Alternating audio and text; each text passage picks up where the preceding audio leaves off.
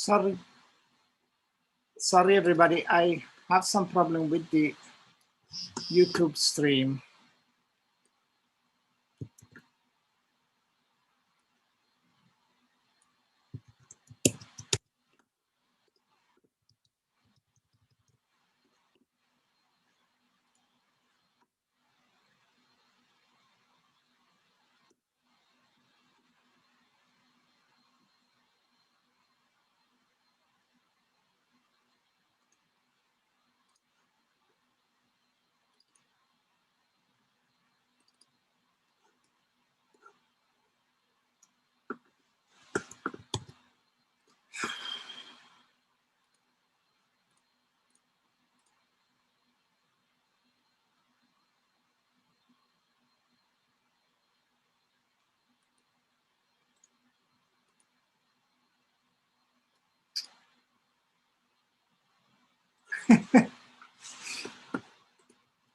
All right.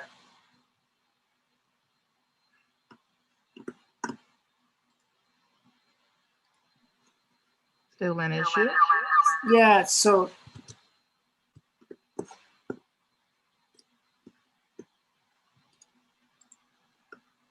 the disabling of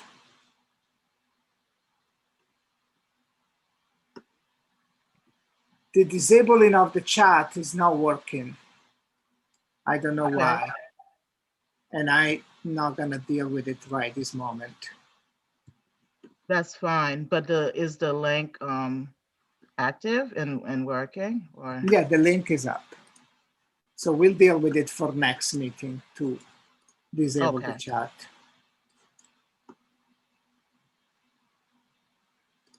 All right. Good morning. Here we start our meeting. And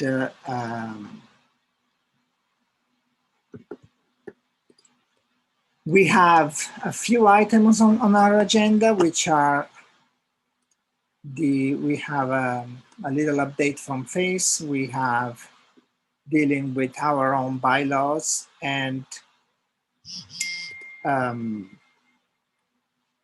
deciding or like discussing and deciding what we want to do with regard with if we need to ask for a extension of the waiver. So it looks like there are a few people on CPAC that would like to discuss the waiver early. We must get to the bylaws because this is the only meeting we cannot call a special meeting to address the bylaws. So let's get to that right away. Maybe let's do a quick roll call and then let's get to that. Let me just get open roll call sheet. Today is the 15th, correct? Yes.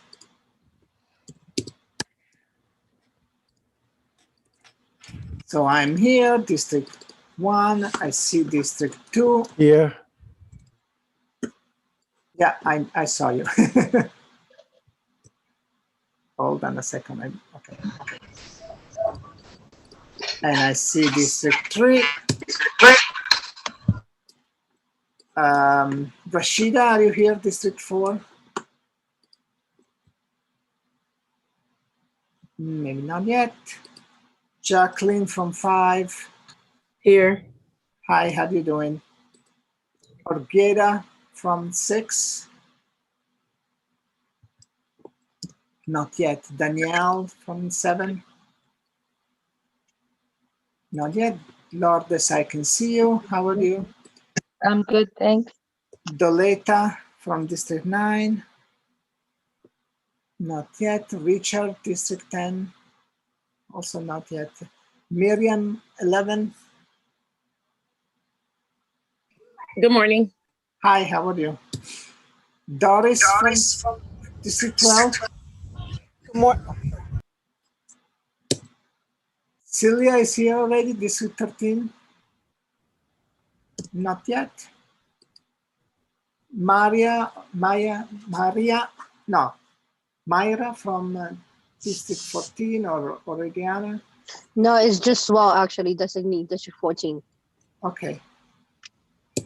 What's your name? Jaswell. YADSUEL.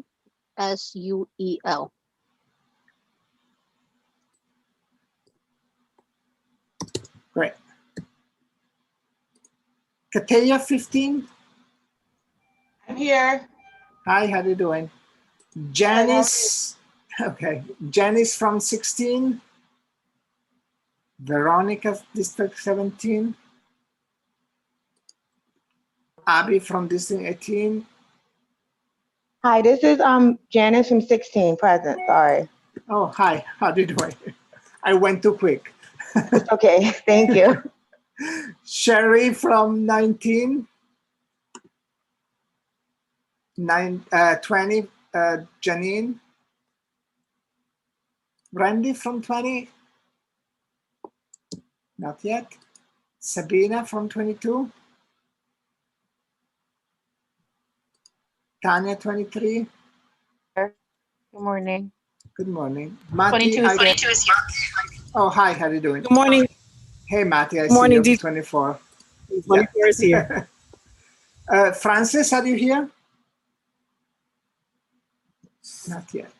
Cecilia from 26. Maribel from 27.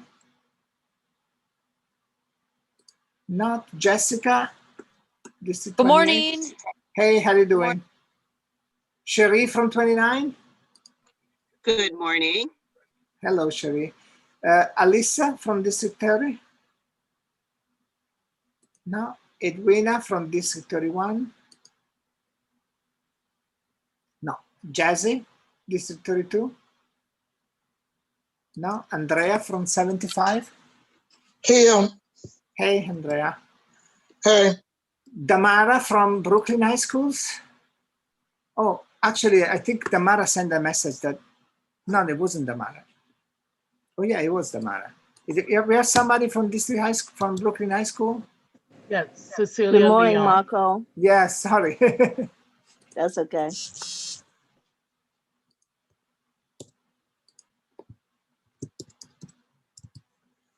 We have Stacy Ann from Bronx High School. No, Martha from Manhattan High School.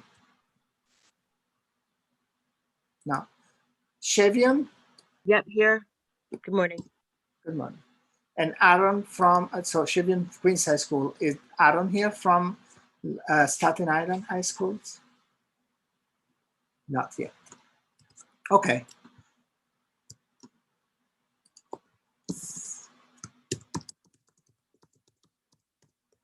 All right, so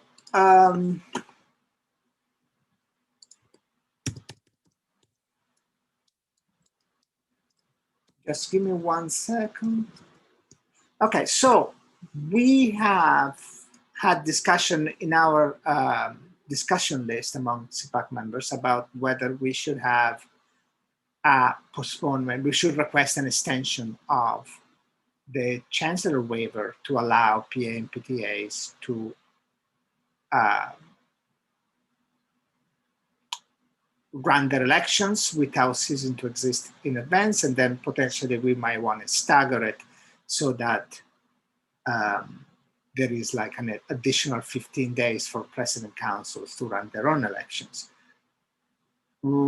I say we should just discuss it. Like if somebody has some proposal, we should raise your hand and speak and say what the proposal is. Hey, District 22, you were quick. Sabina, go ahead. Good morning. Good morning. Yeah, so, as PA PTAs need to hold their elections by October 31st, many are still struggling to understand the platforms and obtain codes, especially when they don't have parent coordinators. And they need to find a parent volunteer to chair, let alone run for a position.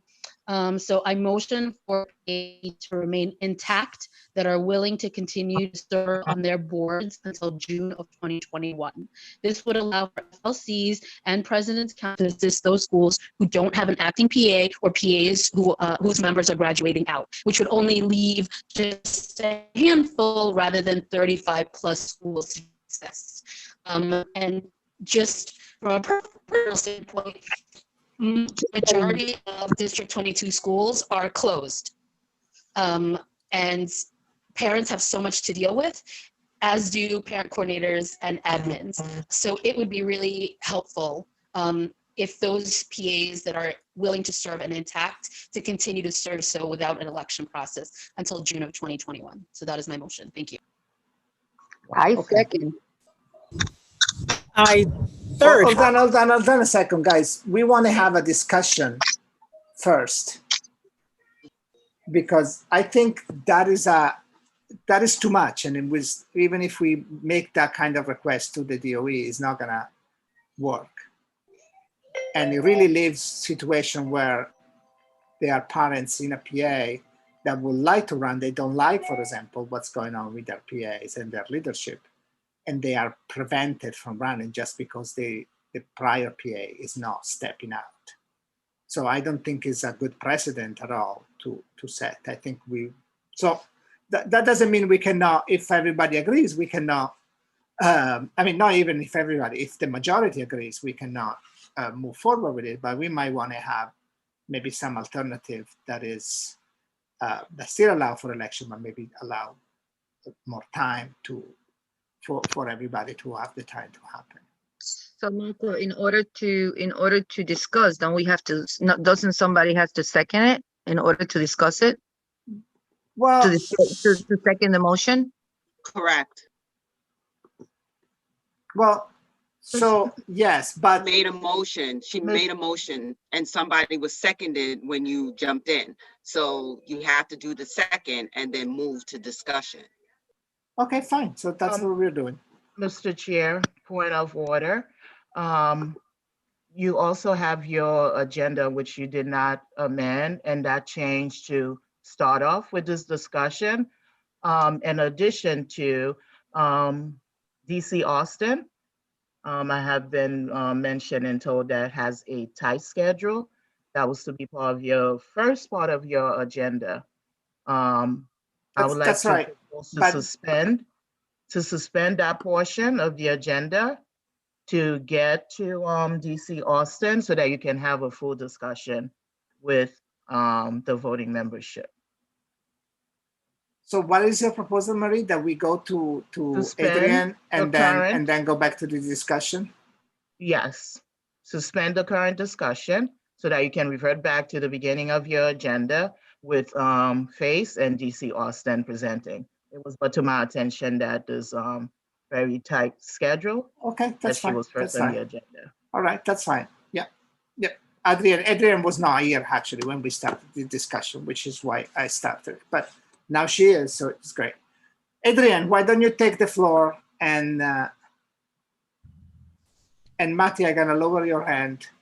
You can raise it later on, or once we go back to this topic. Good morning, CPAC Executive Board. Good morning to, I think this is being live streamed, so all the parents who are watching. I'm going to try to keep it brief because it sounds like you guys want to discuss some really important, sort of meaty topics if it's related to. You're part of it anyway.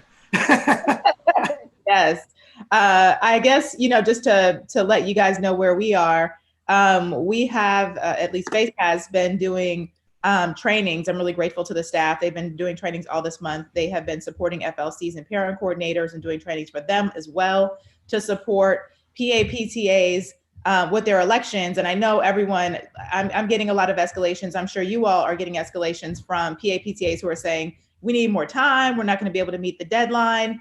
And so what I've asked FACE to do is to start to work with FLCs to get a sort of a master list going of all of the schools who have had their PAPTA elections and then those schools whose PAPTAs have not been able to have elections, so that we can start to focus our attention and our resources to schools that have been unable to have elections. I think the goal is not to like put undue pressure on any parent leaders at this time. The goal is not to, like to make people stressed out or any more anxious than they already are. The goal really is to, as much as possible, get in the new sort of class of parent leaders in PAPTAs in accordance with sort of how our normal operations would go. Even though this is, obviously the elections didn't happen in the spring, they've been postponed to the fall. The goal is to get as many elections done and as possible, with the understanding that we're gonna have to be flexible. I know there are schools that have really large PAPTA memberships and who have had to work and have special arrangements with FACE to run those, help use our licenses to do those elections because they're expecting hundreds of parents, for example, to be present for the elections. The goal really is to be flexible. So I guess just, to give you all my perspective on this, we're trying to be as supportive as possible with the October 31st deadline, with the understanding that there are going to be PAPTAs that cannot meet that deadline. We will be flexible. We will, if we need to, seek a waiver to extend it, to ask for more time so that there's more time for PAPTAs to have the election. But the goal really is to complete the elections in the fall so that, there's not this ripple effect in our entire system of parent leadership where, we have vacant positions and we have PAPTAs that cease to function, and we don't want that. We really want to be able to support and get things going and have as normal a leadership cycle so that the new parents that are coming in get an opportunity to participate in elections and vote, to make sure that we're doing all of those things to the greatest extent possible. And if we can't meet end of October, we will certainly rely on you, CPAC, and also, we're starting to keep numbers of like, how many schools have been successful in elections, how many have not. We're going to use all of that to figure out, okay, what's a reasonable date that we can push it back to. So that's my sort of take on PAPTA elections. Happy to take questions. The second thing that I'm really excited to share with you all is, you guys know this, I'm sure, November is National Parent Engagement Month. And so we've been spending a lot of time thinking like, how as an agency can we really honor Parent Engagement Month in November? We have Parent University that we are pretty much, going to be ready to launch, and I think would be perfect to launch during Parent Engagement Month. We have all sorts of activities that we're starting to think through, and supports that we're starting to think through for the month of November. So just wanted to put that on your radar. I think all of us in our system anyway, from the DOE side, folks are exhausted and they're kind of like trying to make everything work and adopt new systems and new practices, and all in response to sort of COVID and the new health and safety requirements that are needed. So we want to make sure that we sort of reinvigorate our energy around parent engagement and parent empowerment. So we're starting to think about how to sort of do a real push in November for that, especially since parent teacher conferences happen in November. It just is a good time. So with that, I'm gonna pause and take any questions you guys may have or concerns you might want to raise. See no hands raised. Guys, raise your hands for questions. I raise my hand. Yes. Oh, there you are. No, Sabina is there first. Sorry, Leonard. Oh, sure. You go right after that. Right after her. Go, Sabina. Hi, good morning, Deputy Chancellor Austin. I appreciate everything that you just said, and of course, all of our PAs want to have elections, but I feel like the struggles are kind of falling on deaf ears a little bit. Our PAs are struggling just to have somebody chair, let alone run for these positions, and our schools that are closed or schools that are still struggling to just get devices or make sure that the kids are learning appropriately. This is a very added stress. And just as President's Council, I have to be the voice for the PAs and my families, and they're struggling right now.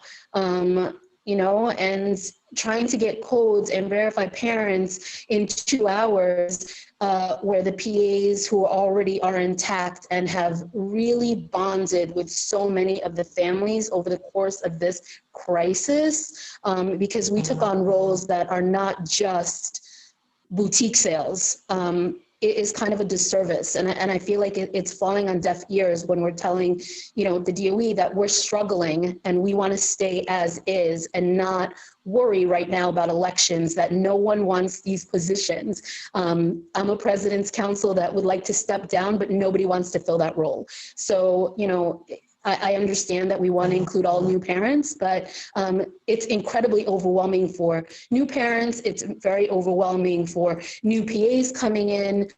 And this would help alleviate some of that stress where FLCs and me as President's Counsel could go into the schools that don't have a functioning PA or doesn't have, or they're aging out, to focus my attention on just a handful of schools rather than 35 schools in my district. That's super helpful feedback. I guess, I don't want you to feel sort of pressure. There's not, no one's going to come after, PAPTAs. And so there's no PAPTA election police. But the goal, so low stakes. So I don't stress, don't feel, undue pressure. I do want to do the push just around this is a year of elections. Elections are important. They're important to our democracy. And so to the extent that our public schools are public schools and we want them to be places where we have opportunities for the parents that are within our schools to have elections, decide on the leadership for the PAPTAs, I think just in and of itself, it's an important exercise. But I hear you to say this time is not convenient for that because there are so many other important obligations that both parents, president's councils, and school staff are facing. So no election police. We are just doing a push because not all president's councils, not all PAPTAs are in your exact circumstance. And I've heard from a lot of parents who say we need to do an election. We want to be able to vote in a new sort of group of leaders for our school because we're not satisfied with the people that are currently in those positions. And I think there has to be a place for parents to be able to do that. I also just want to emphasize the importance of, there's this relationship between PAPTAs and SLTs. We are going to do a big push in November for SLTs, both PAPTAs and SLTs, but doing the training and the roles and responsibilities and all of that, because our SLTs have an important role to play as part of our school governance structure under state law. And so I want to make sure that we are in a place to have a healthy SLT and healthy parent participation in that SLT. And so all of this stuff is sort of interconnected. And if one thing falls by the wayside, it really has an impact on parents' ability to influence what happens in a school community overall. So I want to be sensitive to you. I want you to know, this is, if you're feeling this kind of, I think it's absolutely right to focus on the schools where the PAPTAs have ceased to function, and would support you that is where the energy of, both base, FLCs, President's Councils should be. But also, to the extent that we can do elections, we do want to be able to do that in school communities where that's important. Thank you. Leonard, go ahead. So I have two questions for you. Thank you for being here, Deputy Chancellor. So my first question is, I have thousands of parents in my district that want to know, is there any update on the SHSAT, G&T testing, and 5th grade and 7th grade admissions? We were promised some answers in July. We haven't gotten them yet. I have thousands of people, some of them which are thinking of actually leaving our district, that wanted answers to that. That's my first question. My second question is, where is the chancellor? No, we don't have, I can answer the second. We didn't invite him for this meeting. He's coming on the 29th, Leonard. So he's not here because he would have been welcome if he wanted to come, but we invited him to come on the 29th. That's fine. I was gonna say, I we didn't extend the invitation. I came and I'm happy to be here. And I appreciate that.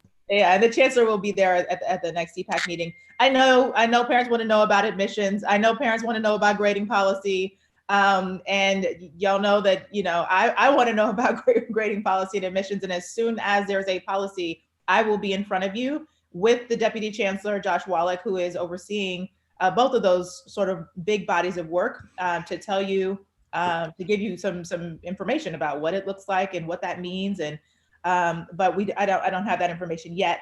And I do know, and you all know this, anything that's as high stakes and important and political, to be honest, as admissions policy is going to have to be something that's cleared by the city. And so that's, going to take a little bit of time, but I do expect, because obviously we're right at time, that has to be, forthcoming very, very, very soon. So, look, I send you guys an email every Friday. Faith sends you an email every Friday. As soon as I have an inkling of a timing, I will put a sort of family and student information session on the calendar so that we are going out in front of families, and maybe even talk to, like Marco and the CPAC executive board about a special meeting.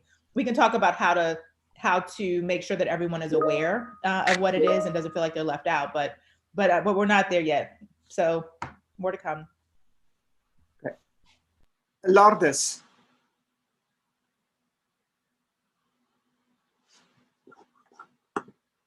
Lourdes? I'm sorry. I'm Oh, sorry. okay. Yeah. Going back to, good morning, Ms. Austin, how are you? And thank you, Marco, for giving me the opportunity to speak. Going back to the elections, another issue that we are encountering as we speak is that a lot of our PAs and PTAs have not yet gotten their DOE email, for which reason they will not be able to use the Zoom DOE account, which will allow them to have, the use of the polling, free platform to use without having to spend money out of the pockets that they may not have. 300 people and maybe plus possibilities, for attendance and so on and so forth. I could tell you for the last month and a few days, we have been working at District 8 with the SBL to try to get all these PAs and PTAs set up with their emails. And it is unfortunate that we have not yet gotten an update on that. The last information we received was just yesterday from our SBL, who is, on top of everything as much as he can, within his capabilities. And he has yet not hear anything from DIT. Who do we have to go to? I mean, besides, we're trying to do this. We're trying to do this as easier as possible, not only for the PAs and PTAs, presidents and president's council, but we also trying to do this easier for principals and parent coordinators who are busy, very busy as we speak. And this, right? So we created a survey collecting all the information, and then we provided this to the SBLs for all the PAs and PTAs, 36 of them. And yet we have not received an update on these emails. Can you help? Yes. So I've dropped in the chat the person from FACE who has been sort of helping and supporting the process of getting email addresses for PAPTAs. That is BB. I hope she doesn't kill me, but BB Macedon. Her email address is there. And she has a direct connection with IT and has been working on our end to make sure the process, making sure that the process is a little bit more expedited. So, I would ask, look, this is a difficult time, and this goes back to the other question that was raised around, or the concern that was raised around, everyone at DOE being really busy, president's councils being under stress. IT is under stress. IT has been working to make sure that all of the iPads that are needed for remote learning, that parents know how to operate them, that they've been reset. We have done a central redeployment to schools. We have a, central situation room where central staff has been asked to staff, and all of that. And, and many of our employees are going to be furloughed. And with all that to say, and I don't say that to say, oh, feel sorry for DOE, but to say all of these things that do have a consequence in terms of our ability to staff and be effective as a central staff, and it affects timing. And the length of time it takes people to get to things because they're now pulled in different directions. So please be patient. I added BB's name to the chat. She's in there. Please reach out to her, add her to the emails if I need to get involved. And if I can assist, I certainly will. If we can't get something done through FACE's sort of push. Thank you. Thank you. Just one thing.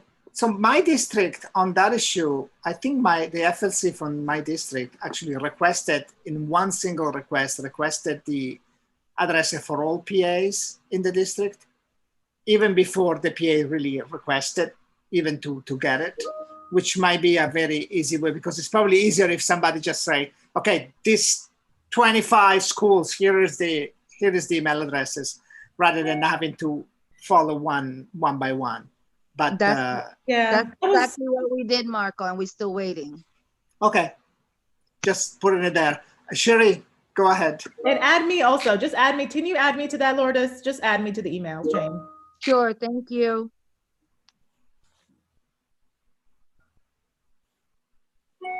Marco, you're Hi, good morning, Adrian. How are you? hanging in there. How are you? Good. So, a couple of things. I know everybody's focused on PA, PTA elections, but there's some other things that PAs and PTAs need to be focusing on. The financials, there has been no guidance or update or anything about parent leaders being allowed to go back in their buildings. I know it's different district by district, but until there's something from central that PAs and PTAs can go in their buildings to get their financials, to be able to do these financial reports by the end of the year. Not end of the year, by the end of this month, that was extended to, that's an issue that I'm hearing a lot from my district as well as others. So if we can get something around that or some answer around that, appreciative. And a lot of what we've heard is wanting around the trainings is parents, not just parent leaders, but parents wanting more training of understanding how to use Zoom. So they did like the trainings that were held last week and this week, just need more time. And and for parent leaders, more about how to do meetings, online meetings, using virtual platforms and stuff, like even just the basics of that.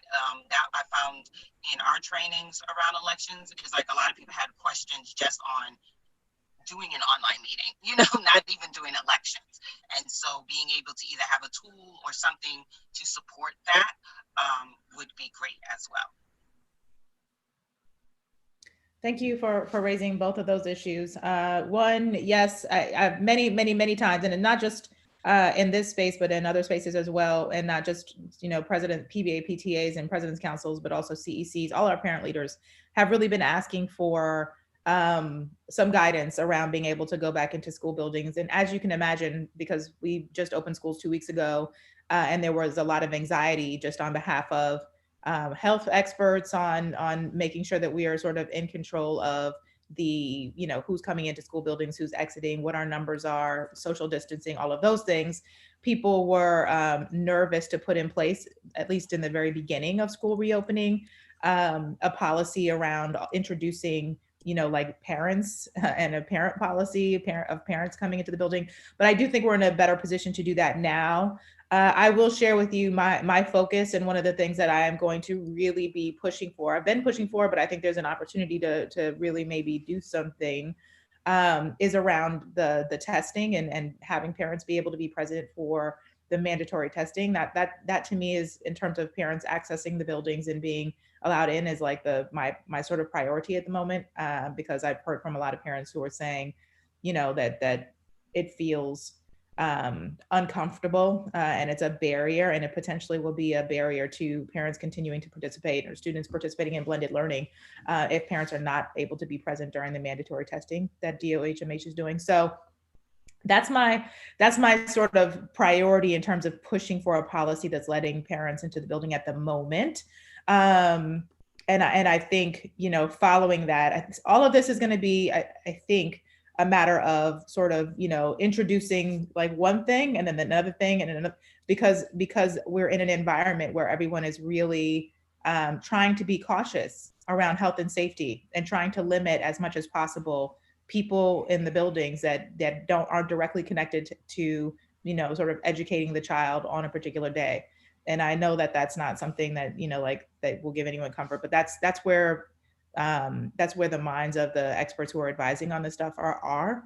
And the real advisors on the health and safety policy is Department of Health and Mental Hygiene. And so it's really about DOE sort of being able to advocate for parents and advocate for our schools, but also, you know, the folks that are making a lot of the major decisions here, and they should be, are the epidemiologists and the health experts. So I just want to follow up on that. I'm not talking about regular parents, right? So I understand about not having parents, you know, a crowd congregation of parents. We're talking about like the parent leaders. So like if the PTA president and the treasurer need to go in to get financials, you know, that's who we're asking for, not everyone. So I think, you know, in terms of that having an issue, I do want to think that you brought up about the testing. Yes, it's still a very hot issue in terms of parents not being able to be with their kids during the test.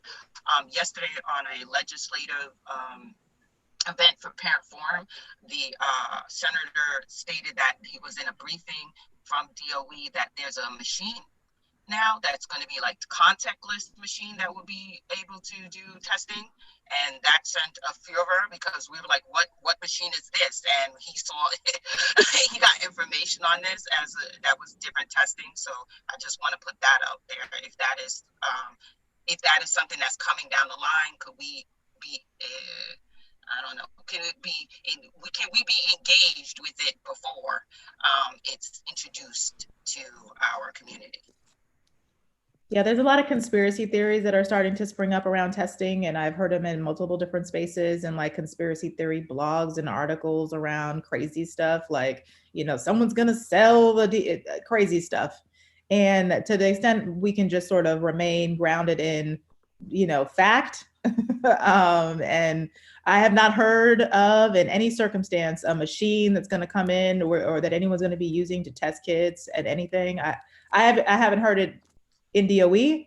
I haven't heard it on the news. I have not heard of a machine that they've invented that's going to do, like, I haven't heard that. So I don't know what, and I wasn't a part of that briefing, whatever that person was talking about. So that doesn't sound at all familiar to me. And I have heard from Dr. Varma, he did an event this week on Tuesday evening. He's going to be available for office hours to parents every week going forward. I think they're all, and this is, you know, they're all social media events. You can watch it on YouTube. You can participate via Twitter, Facebook Live. But every week he's going to be there. And Dr. Varma is he did a parent leader briefing for folks, you know, on Thursday. But that's who I'm listening to, are the people who are actually in the rooms that are making the decisions on health. He's the mayor's office health expert. And he's been coordinating with all of the agencies, health and hospitals, Department of Health and Mental Hygiene, and the like, to develop these policies and to create the operational plan. So no to the machines. No to the machines. And I hear you, Cherie, about PAPTAs. I do think it is not as simple as just saying like, let's, you know, like say that PAPTAs have to come back. Remember, we have some rooms that are offline, meaning there's no ventilation in those rooms, and those rooms have not been reopened. So there's like, and are those the rooms where the PAPTA stuff is? Well, they shouldn't go into those rooms.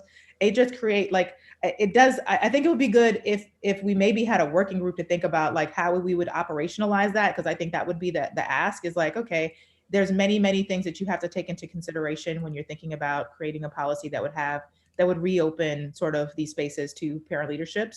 And I think it would be good for us to maybe think about like, what would that operational policy look like? What are your recommendations about what kind of access, you know, would be requested? So especially, I mean, yeah, I think that might be a good conversation to have in a smaller group. Adrienne, I know you probably need to leave. There is one more question. Do you have like 2 minutes to answer one more question? Yes. I guess, yes. Rashida, go ahead, quick. Also, we need to move on to our other things besides Adrienne. Just piggybacking off of, hey, Adrienne, just piggybacking off of the email, just hoping that you, like FACE, can just tell the FLCs to just tell DIT to just reset all the passwords just in one fell swoop. I think that'll help because we're calling and following up and calling, and they're telling some people no, they're telling some people yes. And like right now, everyone is like finally trying to get it, and it's just becoming way more chaotic. So I was just hoping that someone from Face or you guys can discuss just having them reset all the passwords. Will people be upset? And I say this in all earnest, like if we reset everybody's password, will there be tons of PTAs that like We cause more mayhem than we help. Yeah. yell at us? It's like, Those of us that have ours, yes, that would be a problem. But I think those who already have their accounts are in the minority, I think. But I don't know. I just wanted to, I understand where y'all are coming from. I suggested that, and I suggested that at one point in trying to problem solve around this, and people reminded me of like there are a lot of PAPTAs that use their accounts and would be very angry if they were cut off their access and then had to, you know, like do it. I know, I'm with you, but I think suggestions. So please keep the suggestions coming because I would like to solve this as fast as possible, especially given where we are. Hearing Marco say his FLC did that for his district, I'm going to see if my FLC can do for our district. That'll probably be the best thing. No, seriously. Yeah, we can probably do a district by district that may make more sense. Yeah, make a lot of sense. Thank you, Adrian. Thank you, Marco. Thanks, everybody. Good luck with the rest of your meeting. All right, thank you. Take care, everyone. Bye. So we are moving back to the issue of a waiver. So where do we stand there? I think there was a motion actually to, what was the motion exactly? To allow. You would revert back to the suspended discussion motion that was previously being discussed. Yeah, that's what we're doing. D22, can you explain again what it is that you were proposing? Yes, the motion was to keep PA and PTAs intact for those that are willing to continue to serve on their board until June of 2021, and help assist those who are either leaving or don't have a PA intact. And I guess I would add, you know, for PAs that are uncontested, which are a lot, just going back on what Deputy Chancellor Austin said about PAs schools that really want new PAs in place. Those are few and in between. So my motion is to keep PAs that are uncontested and are willing to continue to serve intact until June of 2021. Cool. I wonder if, and this is a question that we probably cannot answer ourselves, we will need to contact FACE for it. But I wonder if there was a motion on the floor on a PA for a full slate, whether that motion would require all the complications of voter validations, etc., or not. Because I know that normally in A660, election have a specific requirement of validating that every person voting is allowed to vote, but motion don't have that requirement. Now, I don't know if it's a motion to elect is in between, right? So I'm not quite sure whether that will be able to work, in which case the PA could just call a meeting, put a motion on the floor saying this is the slate for next year, approve it, and effectively you had actually a full election. No, it's not even like a need for a waiver at that point in that situation, but I'm not sure whether that is a legal option. But let's keep going with the proposal of a waiver. Jazzy, you raise your hand and you lower it. You wanted to say something? It was a mistake. Okay.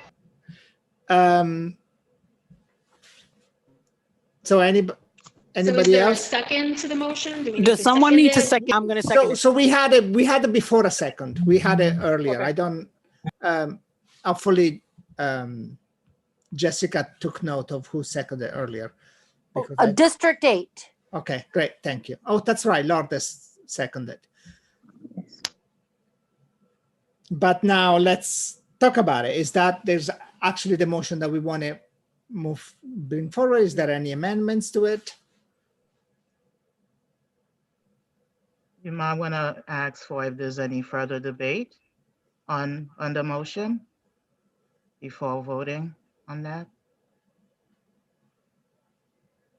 From the members, of course, the voting membership. Jessica, go ahead. Does the motion have to be until June of 2021, or could we just perhaps ask for an extension for a given period of time, like 2 weeks for the current waiver, and see where everybody stands? I'm just curious to see what other people think about that, because June of 2021 just seems very far away, but I can understand as well why this is being requested. Cool. Yeah, go ahead, Can Sabina.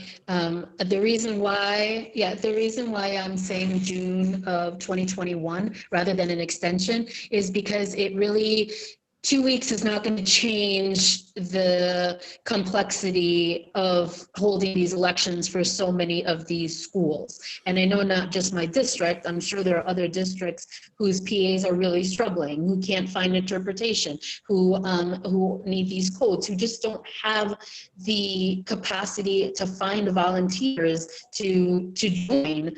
So that's why I would like to keep the PAs that are already functioning and know what's going on and how to assist parents until June. Okay. So one concern that I have on this issue, one is just as a matter of elections. You don't want to create a precedent where a board can basically say, we are willing to stay, and so we're going to continue for one more year. Just, I wouldn't like for any level of democracy or such to have that kind of situation. But Well, that's why I had mentioned uncontested. Right, but if it is uncontested, then there is actually an election, right? You are actually voting on it to know that it's uncontested. So you are in fact having an election at that point. Cherie. So I'm going to jump in on the other side of this, because you do already have a lot of PAs and PTAs who have had their elections already and are moving forward with their groups. You have a lot who have graduated out, as well as you have a lot who are tired and want to step down, want to move into different positions. And so I don't agree with extending to 2021. I don't think there's a problem extending, if you want to go to the end of November or end of December, to give PAs and PTAs who are having, need more time to figure this out. I think that is acceptable. I think you can work with that. And I do think there are a lot of president's councils who are training and supporting their team without necessarily having to preside over elections. And I think if we emphasize more on helping people to understand virtual elections as opposed to, just doing them for them, that, this could be a different discussion.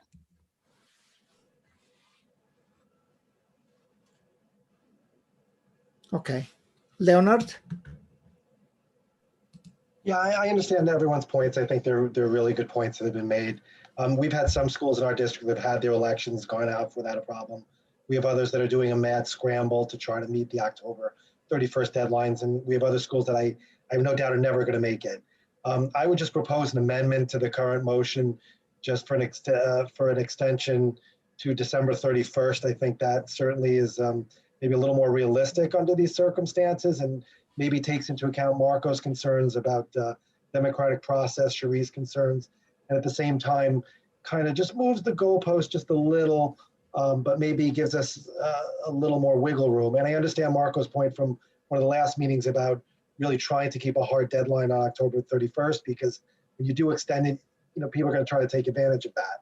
So I would just propose an amendment to the current motion that's made to do December 31st, kind of like as a compromise. That might give just enough time, and maybe December 31st would be kind of like a more finality to it, that this is the year. It kind of makes a little more sense than going all the way through June of next year. Okay. Rashida? I'm sorry. I agree. I agree with everyone, right? So this is not, but I got to say, as much as we don't want to like acknowledge the fact that there are schools who have folks on the board that like the parents want out. And that's, to me, I feel like insinuating circumstances, which is cause for these individual schools reaching out to their, FLCs and their face liaisons, but I'm not sure about just asking for an extension, a blanket extension overall, because then that will create other schools to just not focus on elections at all. And like you said, Marco, like we have parents that want to have a choice in the say of who's going to be a part of the e-board. If we do an extension, maybe not to June. Like if we ask for a waiver to extend a little longer, maybe to January. But I feel like it should specifically say for insinuating circumstances, like for, I'm not sure if we could put that in the language of the request, just for schools who are truly struggling, right? Not just because, if that makes sense. Celia? How am I not seeing? Good morning. I agree with Cherie that it should be a limited extension. So possibly again to December 31st. I definitely agree to that. And the extension is really for the schools that want to use the extension. Because if you think about it, all schools don't have to use it. There's schools that, like everybody says, have already done their PA-PTA elections. There's some of them that actually did them in June. So if it's a school that needs to do their elections, they can take advantage of the waiver and maybe do it the first week in November or the first week of December or whenever they have to do it. But at least they'll have that extra time to do it, because you have to remember school had a delayed start. It did not start on the 10th as we thought it would. So normally September would have been a great month for schools to get it together, so to speak, and have their elections. It didn't work out that way. People didn't get there till the 21st. And in the case of high schools, nobody got there until October. So I do think the extension is warranted under these particular circumstances, but I don't think it should go till June. I definitely think, December 31st should be the hard cutoff. By January, everybody should have this together, because if not, it's a perpetual not functioning that's going to happen. Marco. Thank you. Matti? Hi, good morning, everyone. I'm sorry. I'm actually have to run into my appointment. But what I want to say is I agree with everyone's points, and I see where everybody is coming from. I'm in District 24, and there's huge language inequity in our district regarding training.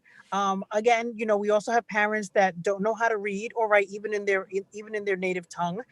There are a lot of issues that are being brought up by a lot of my schools where election is going to be a problem. One of my schools, for instance, had a general meeting, 300 people on their Zoom call. They had maybe another 300 on Facebook and 80 people waiting waiting to be let in. And obviously, the DOE emails are not going to give anyone access to a Zoom platform that allows 1,000 people into a meeting. So this is problematic for a lot of my schools. So again, I will compromise and do December 31st so that everybody can kind of get all the ducks in a row, and we can learn and we can kind of facilitate elections for bigger schools.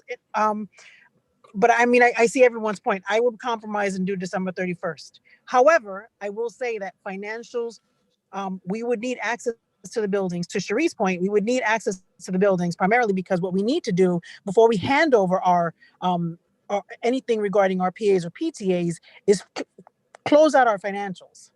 If we don't have access to the buildings and we don't close out our financials, at what point, how can we have elections if we're still like in the middle of not having it done? So that's just my input. Right. So just a clarification, Matti. So DOE Zoom account right now gives 300 seats, but I don't remember who, but somebody mentioned that if a school requests for that number to be expanded, to be able to hold a meeting with all the parents? I mean, if they expect to have more than 300, is a request that can be made. Of course, I have no idea the timings for it, or things like that. I'm going to but- tell you, it was brought up yesterday at the Spanish training, and they pretty much told them that they didn't believe that many people were coming to meetings, and that they had to bring it up with the FLCs, which is why I'm bringing it up here. Okay. So Our FLC is very aware of what's going on as well, and she's trying to figure out the schools also. Okay. I can speak to that. In the spring, the 27 and 28 and 29 did an event together, and they did it on the Zoom platform, and they were able to expand up to 1,000 to do just a Zoom meeting, not the webinar. And so I know that they have the DOE Zoom has that capability, but also what was said is you could use, I mean, you know, we know we're not a big fan of it, but you could also use WebEx and other platforms that do have larger capacity. So that's why I had said that people should escalate it to their FACE liaisons to find out more information, but there is capacity for larger than 300. Right. Okay, thank Shirley. you. Lourdes, go ahead. Yeah, so I agree with everyone. I think the extension to December 31st will be probably doable, I'm hoping. But at the same token, I still think that D22, for those that are willing to stay and continue until June 22nd, until June 2021, should have the opportunity to just make a motion for those schools to make a motion and do a blank slate. So, Right. So any school, because while there is PAs and PTAs that can't wait to get out, there's also PAs and PTAs that are willing to stay and continue on. Right. But so any school can present a slate and put it to a vote, right? Put it to a motion, to a vote by motion, right? And if that is an uncontested slate, that's the end of it. You don't need to have more complication in terms of having an election. That's effectively, not exactly, but that's effectively what we did at my school when we had the election earlier this week. There was no polling. There was just all uncontested positions. But what we could clarify with FACE is if in that situation you could have a vote by emotion without having to go through the whole validation of voters, which is really the biggest complication that this election brings in. So basically, you just call for a meeting, have a motion. This is the slate. If it passes, it passes, and that's the end of it. But so what I hear is, and let's see if maybe D22 is good with that. Jessica, you're gonna go right after this. So I hear that many people recommend to ask for an extension till December, as well as to request access to the school in order to retrieve documents for those who haven't been able to do it. And that's effectively a requirement to be able to fill in the financial disclosures that PA and PTA have to give. That was part of also of the waiver till October 31st. Do we feel that we can amend the motion so that that's the request, or do we want to have, or how do we want to proceed? I'm happy to amend it to December 31st instead of June. And I would love clarity on what you just said about the motion for uncontested to just be a motion rather than a full election. So if we could get clarity on that would really alleviate some of the problems, especially in my district. So yeah, I'm happy to amend that. Okay, Thank great. you. No, thank you. Somebody had the hand. Oh, Jessica, you had your hand raised, right? And then I told you to wait a moment, right? I did. I have just a general question for the CPAC membership. I was just curious to see if your FLCs have been polling, like the different schools for dates and times of elections, and just to see how many are still really outstanding. I am in a position as well. I understand with schools being closed, because we definitely had some schools closed in our district as well. The struggle. So I was just curious, for like District 22, especially, and for some of the other hard hit districts with schools closed, if the FLCs are helping to monitor elections and the dates, along with their president's councils. Okay. So yeah, so we've been monitoring. We're in close contact. We just happen to have a really amazing FLC and family support leadership, and so we're trying really hard, especially the schools that closed so abruptly. But we have those numbers in terms of how many schools have already set their elections and how many are still struggling. We have those and we work very closely with our FLCs. Okay, so I say we are done with this discussion. We can probably go on with the vote. I'm just gonna clarify exactly what we are voting on. We are going to ask the DOE for extension of the waiver for PAs and PTAs and president councils to hold their election until December 31st. And we also gonna ask effectively either to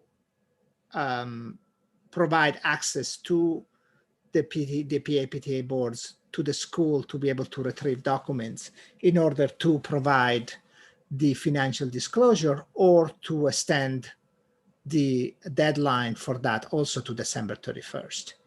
Sounds like that's what we want.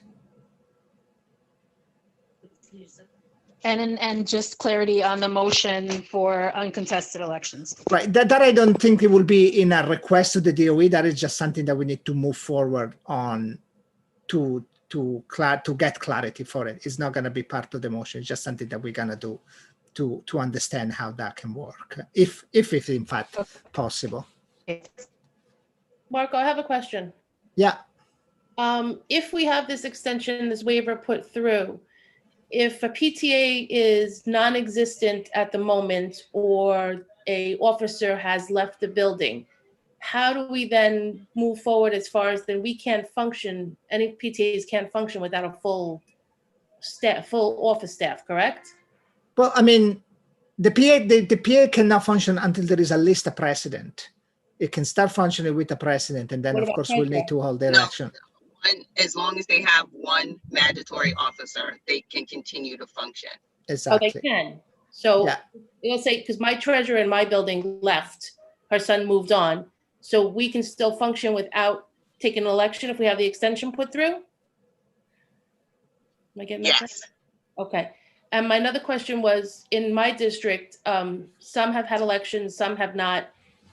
The ones that have, if we put the extension, do you think that's going to be a problem? Like, are they going to get annoyed that they've already had their elections, or should we just not, do I not pay attention? So the extension is only to allow schools that were unable to do their election, or they will be not, or they are not going to be able to do their election by Right. October 31st. Okay. And ideally, every school that is able to do it should do it by October 31st anyway, right? It's just recognizing that there are schools that are having difficulties, that it might take them that long Right. to do it. Yeah, the most part, my schools have had their elections or will have them. My question is trying to get President's Council in that time frame is a little difficult. How do I, yeah. Okay. Cool. Leonard, I see you raised your hand. Yeah, I just want to follow up on that whole President's Council issue. I mean, we all know these certain dominoes have to line up, because we've got to have our PTA elections before we can have President's Council elections, and you need President's Council representatives before you have CPAC elections. So you know, whatever we figure out, all the ducks have to line up in a row, because we can't do one without the other. So I understand I forgot who just spoke last, but I understand her point entirely. Right. So in terms of CPAC, we don't need to ask for any extension. We decide ourselves what we're gonna do, right? But for President Council, I think we can leave it also for December 31st. Supposedly certain district might have to wait till actually towards the end of December. They're gonna do it at Christmas Day. No, I'm joking. to have their election. But and I don't know that we need to ask for an additional extension for President Council, unless you guys feel that we should ask for, I don't know, the 15th of January for President Councils.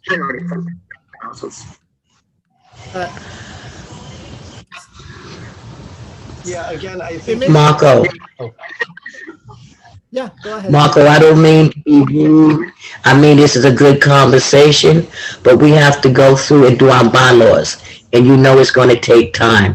And again, we have to do roll call. So please put your district. Roll call already. We did The vote, you mean? We have to redo it. We need to make sure that everybody that's on here, because there is someone on here that has not put their district. They've been asked by me and someone else. And if they're not a voting member, right now, we would have to remove them off of here. Right. Yeah, Marco, in your last point, I do think maybe because you could have, theoretically, you could have some PTAs that do a Christmas week. I think you need a notice. You need to have proper notice for your President's Council meeting and election. So I think at least 2 weeks after whatever the end date is for PTAs makes sense. So let's see if we're all in agreement. The motion is now to request an extension for PAs and PTA of the waiver for PAs and PTAs until December 31st and for President Council until January 15th. That sounds like good? Wait, can you when did we add extending President's Council to 15? That was what Leonard just suggested, that they might need more time. No, because if the schools do their PTA meeting, then that's it. And then them are the schools that have. We have to continue to move forward. We can't continue to keep pushing it back because we have deadlines and things have to start functioning.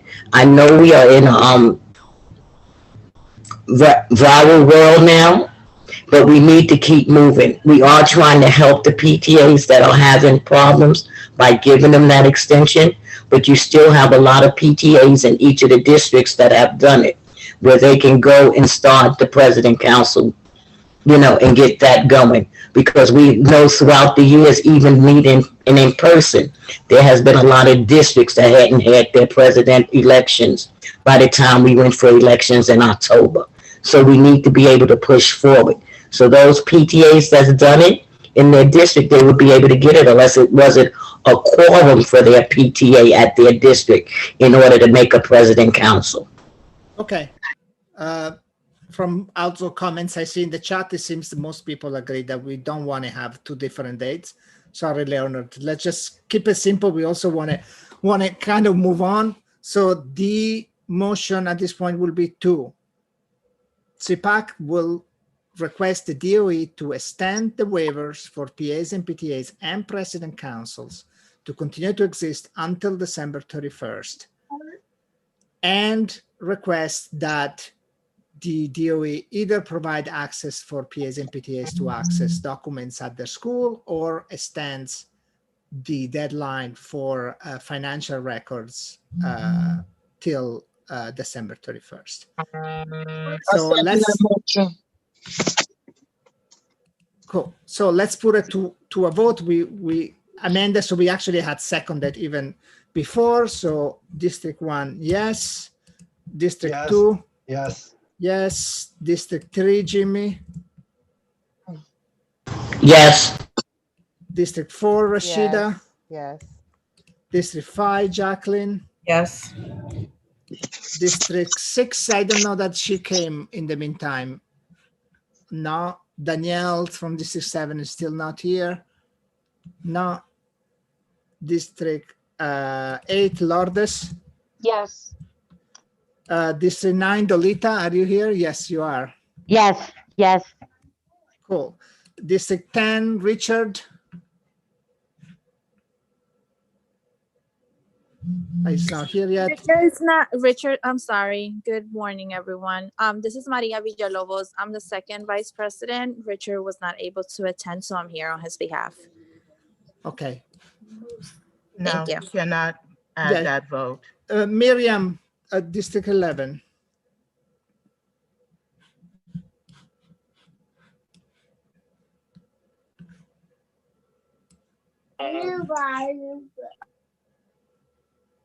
I couldn't hear you, I guess Miriam. that's a yes. The baby responded.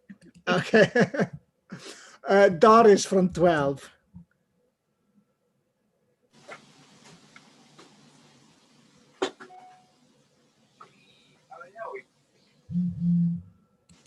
We go back to Doris. Celia, 13. Yes. For 14, I'm not sure who is the official rep right now. For 14, Yaswell? Yes. Kateya? Yes. Janice, District 16? Yes. Veronica, are you here from 17? No. Abby, are you here for 18? No. Sherry from 19, sorry. No. Janine, I saw you earlier, your vote.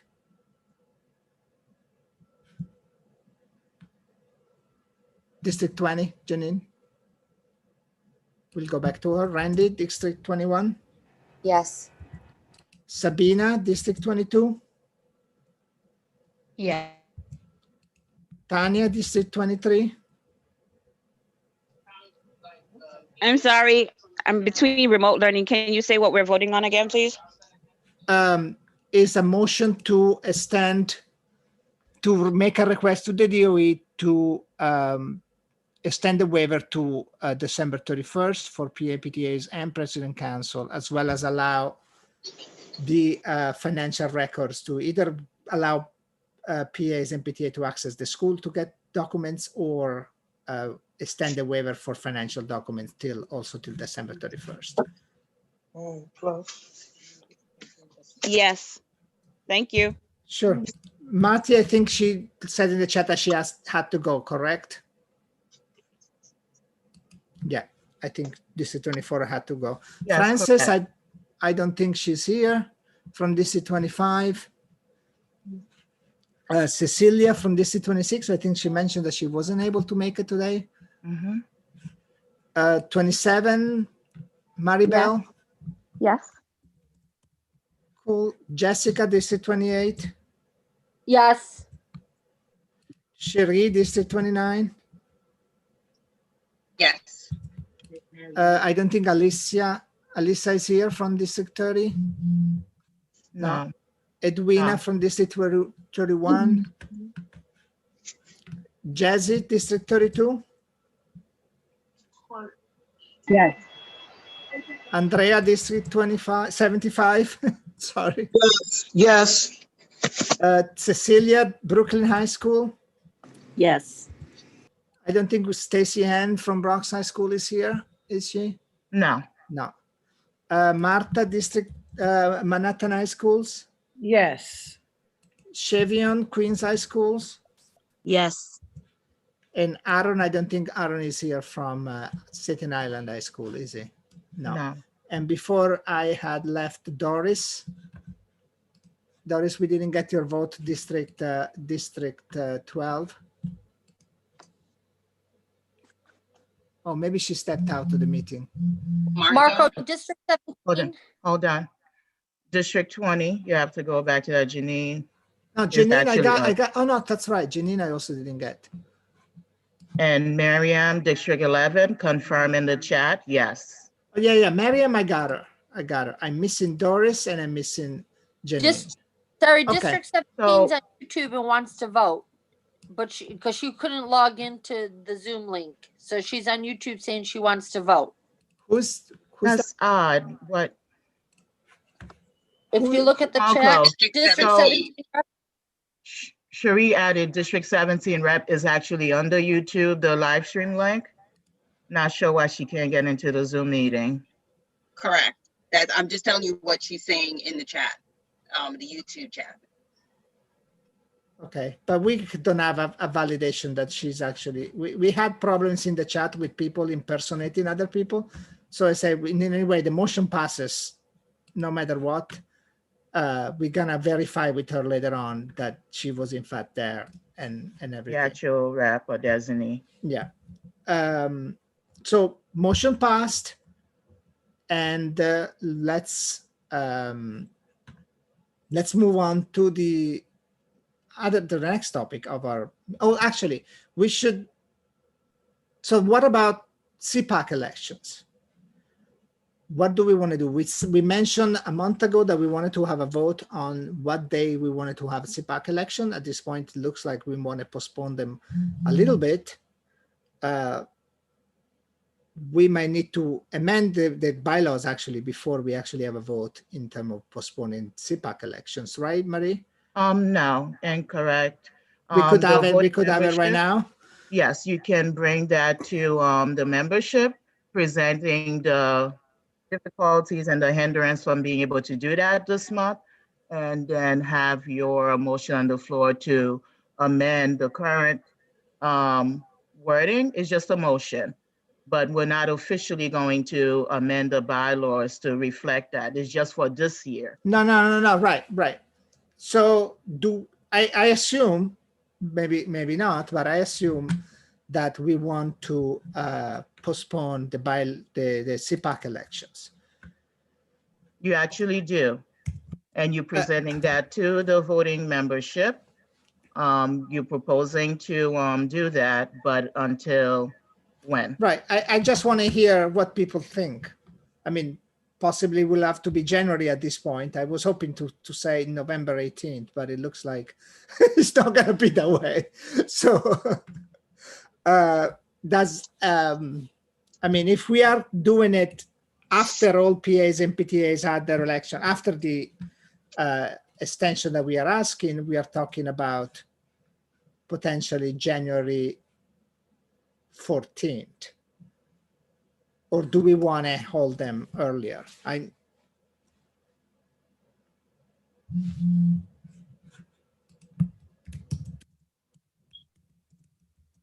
guess the floor is open for debate or recommendation from your voting membership. It could be before January 14th or on the 14th. It depends on the majority. In all due respect, why not make it December 31st? Didn't we just discuss having president's councils complete by December 31st?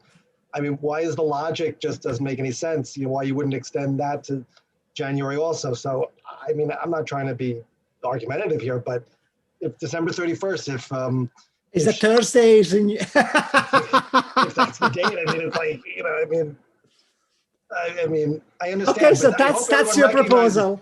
I hope you understand, Marco. We all, you know, I am in favor of January because it makes sense because you need to have time to notice an election. You need to have people in their seats designated as President's Council representatives.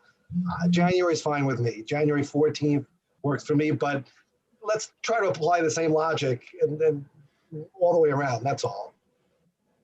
All right. Celia, District 13. I was actually thinking, sorry, I was actually thinking more of December because, again, there are a lot of PAs and PTAs that have had their elections. And if we don't have to, I get it that it's COVID and I get everything is different right now. But that being said, I do think we should really try to get it in December so that we can hit the ground running in January. You know, I think it can be done. I'm hoping it can be done.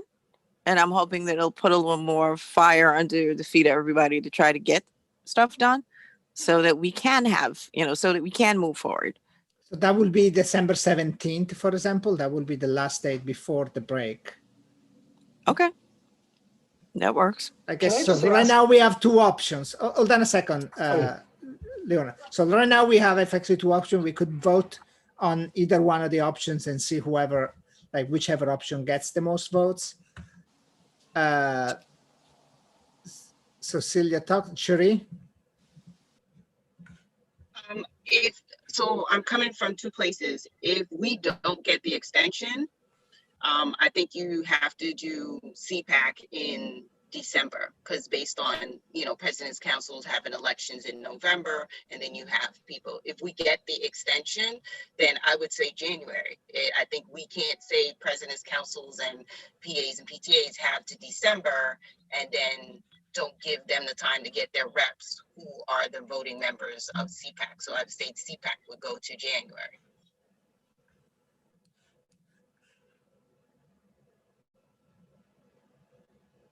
Okay.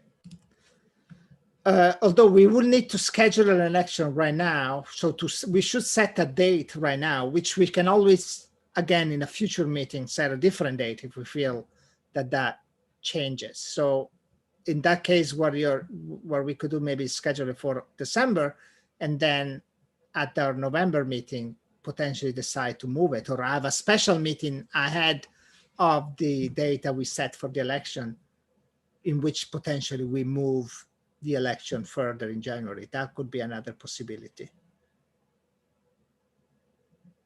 Can we set both? Set both? Go ahead. Sorry, I'm sorry. Can we set 2 dates, like without the extension, this date, if we don't get the extension? If we don't get the extension, okay. Get the extension. Sure, I don't see why not. Jessica? In all fairness, for equity, I think that the CPAC election should be held after all the president's councils, because it's not fair to penalize the districts that are having a really tough time, just given the conversation that I've heard today. So my vote would be more for mid-January than mid-December, just to give everybody an opportunity to be equitable and to be able to have a presence at the table. Okay, so I guess we should hold. Should we just vote on the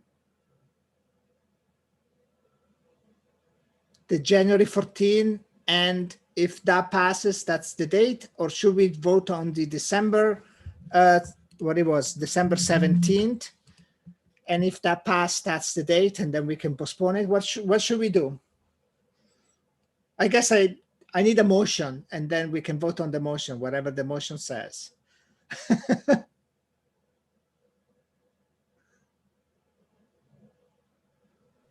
Okay, I'll make a motion. Okay, who was talking? Who said it? Oh, Cherie. Okay, what's your motion? Yeah, our CPAC meeting is December 10th. The December meeting will be December 10th if we don't. And the January is the 14th? Those will be the second Thursday of the month, yes. Okay. So I make a motion that the CPAC election be moved to December 10th. And if the waiver extension is approved for PAs and PTAs and President's Council elections to be held to December 31st, I move that our election would then be January 14th. Second. Okay, we have a second. Let's just go to a vote. I don't think we need, we already discussed it. We can just go to a vote. Wait, give me a second. I'm Go ahead, Jessica. Jessica needs the information. Wait, I have to type. I'm typing. I can type pretty fast, but just give me a minute just to catch up. 1 second. Okay. I'm sorry.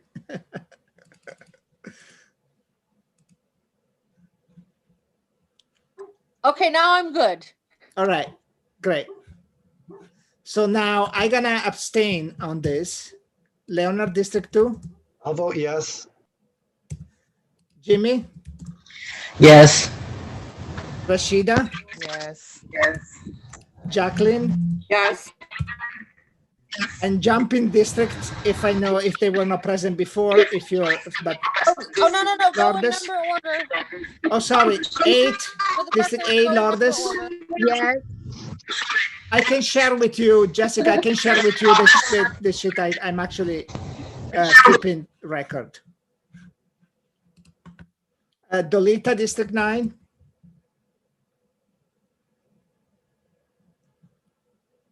I see Richard. In the meantime, you arrived. You were not here earlier. Do you, is that good?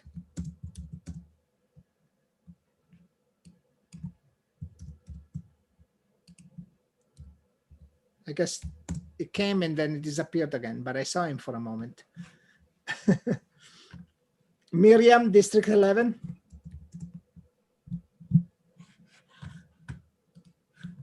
Did I lose the audio?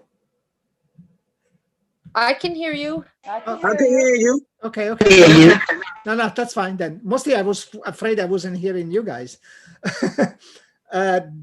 Doris, District 12.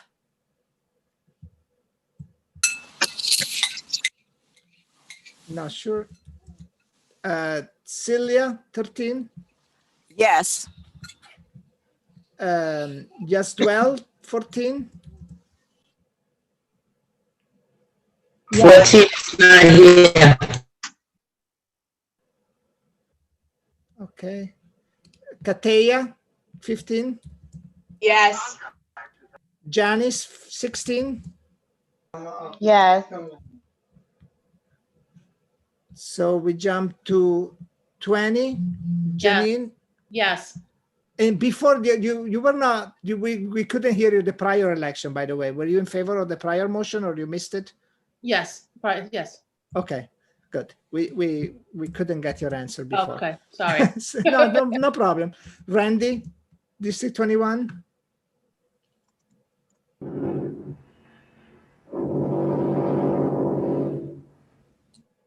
Randy, we couldn't hear you. Oh, sorry, I said yes. Oh, okay, good. Maybe it's just me. Tanya, District 23. Wait, you skipped 22 and I'm a yes. Oh, I'm so sorry. It's okay. Tanya, District 23. I think she's following her kid. Yes. Oh, okay. And I think District 18 is on. Oh, Abby, Yes. District 18. Yes. Seconds. I'm trying to move aside at work. So if you can guys just tell me exactly what we voted for really quick, and I will be happy to just give my vote. Okay, great. So what we are voting for is to postpone CPAC elections to either December 10th, if we are unable to get a waiver from the DOE to extend the time for President Council and PTAs to continue to function till December 31st, or if we are able to obtain that waiver, to hold our election on January 14th. Okay, yes. That sounds Thank good. you. No problem. I think Matti had to leave. Cecilia and Francis didn't make it today. Maribel, District 27. Yes. Jessica, District 28. Yes. Cherie, District 29. You made the motion.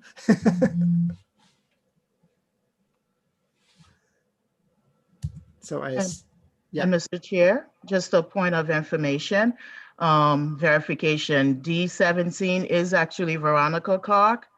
And I just sent her the information. She is actually the one on the live stream. Great. So I don't know if you want to retrieve her vote from the chat in the live stream. Yeah, I'm not looking at the chat, so I don't know. But if you are, and you can tell me that she voted, that she's in favor, we can record her vote. Okay. I recorded the one from prior, and maybe she should try to actually join the Zoom meeting. But yes, I did, and I sent that to her as well, so she could get it on the Zoom. okay, so Yes, it's Veronica you let Clark. me know. So you let me know whether D17. Yes. You let me know what their vote is. We got to District 30 and 31. Nobody's here for them. District 32, Jazzy. Maybe Jazzy. Yes. Cool. Andrea, District 75. Yes. Cecilia, Brooklyn High Schools. Yes. Marta, Manhattan High Schools. Yes. And Chevion, Queenside Schools. Yes. Cool. And Aaron is still didn't make it to the meeting yet, right? Yeah, correct. From Staten Island High Schools. Okay, so motion passed. That's done. We can move on to the bylaws, and I give the floor to Marie that can manage this part of the meeting. All right, thank you, Marco. And just a quick preamble to make sure that I can actually being able to share my screen. But foremost, I would like to know whether if our voting membership are ready, hopefully they do have on hand the our previous and current bylaws, last amended of 2015.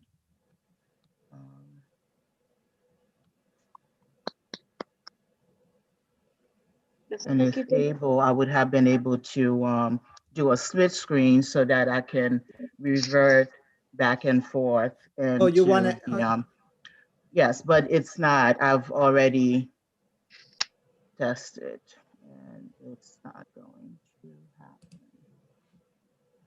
Okay.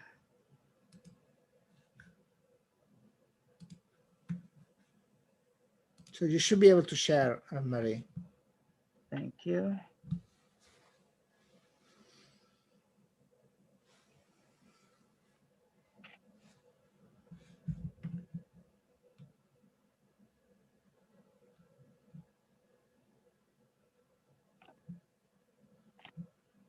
And in terms of just a point of information, and in regards to bylaws amendments. Usually the proposed changes for bylaws are sent to the board in advance of the meeting so that members have an opportunity to review and discuss the changes and their ramifications before they actually vote on those proposed amendments. And there is a difference between reviewing the bylaws, and as well as when amending them. So a change in the bylaws is usually separate from the bylaws themselves. And I just need to state for the record that according to our bylaws, as this was followed through with submitting those proposed amendments to the membership prior to voting on them at the next general membership meeting, which is what we're doing here. And also asking all the members to remember that a 2/3 vote of the voting membership that is present, it's only required to adopt those proposed amendments. And for the record, those proposed amendments were sent ahead to the membership prior to us meeting today. And we did convene a bylaws committee that met from the end of August all the way into the first week of October 5th was our last date that we met. And the bylaws committee consisted of both voting members, non-voting members, as well as alumni. And with this combination, we work tirelessly, thoroughly, and many other things, but it was somewhat fruitful, and then here we are. So what I'm going to do is once I do share my screen with those proposed amendments, it would not be on Google Docs, it would be directly on Word because we're not actively making changes. And I would like to do them according to articles and section and then approve them as we go along because it is quite extensive and therefore it does make sense to go one by one with each ones. All right, going to my drive.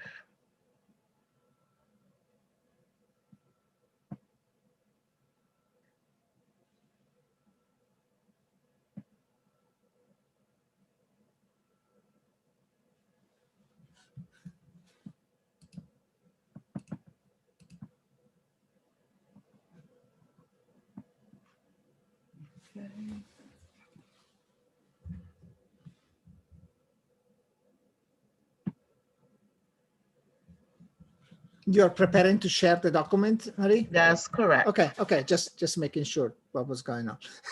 Yes, everything is fine.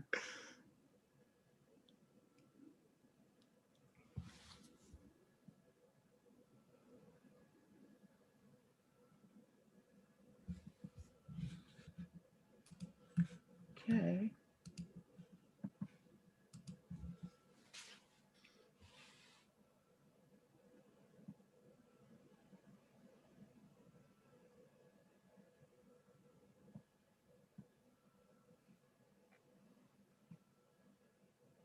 Actually uploading.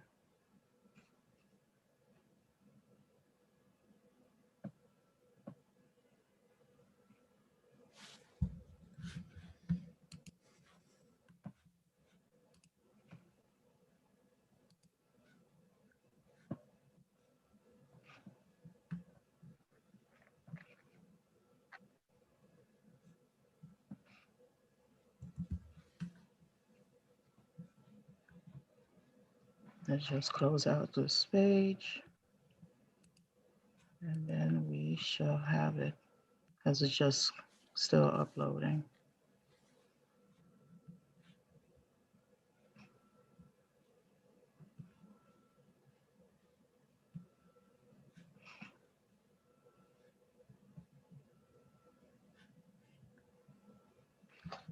Seem to be just slowing down a bit. It is uploading.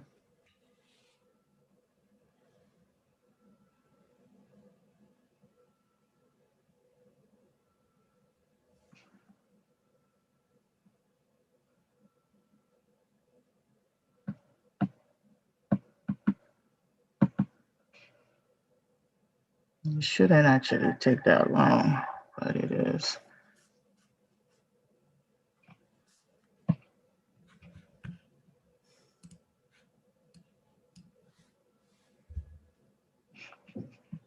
Okay, going to stop share. And then what I'll do is retrieve it at another location. Marie, do you want to email me that document and I share it? If you're having technical issues with that? Let's see.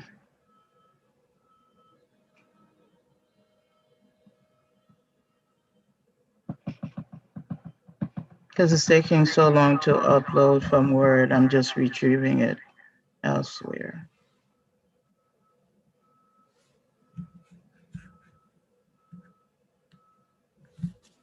And by the way, I did.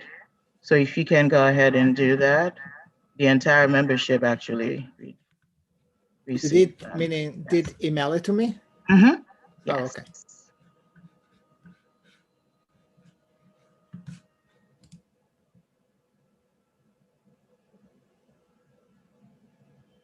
I haven't gotten it yet, but let's see.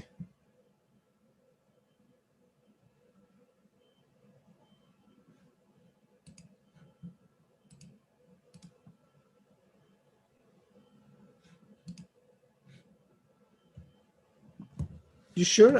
It said no new messages.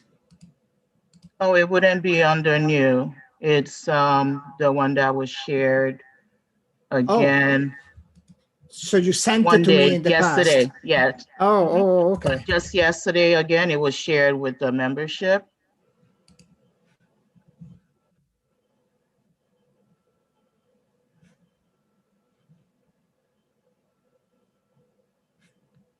I don't see any Word documents though attached to recent documents you sent.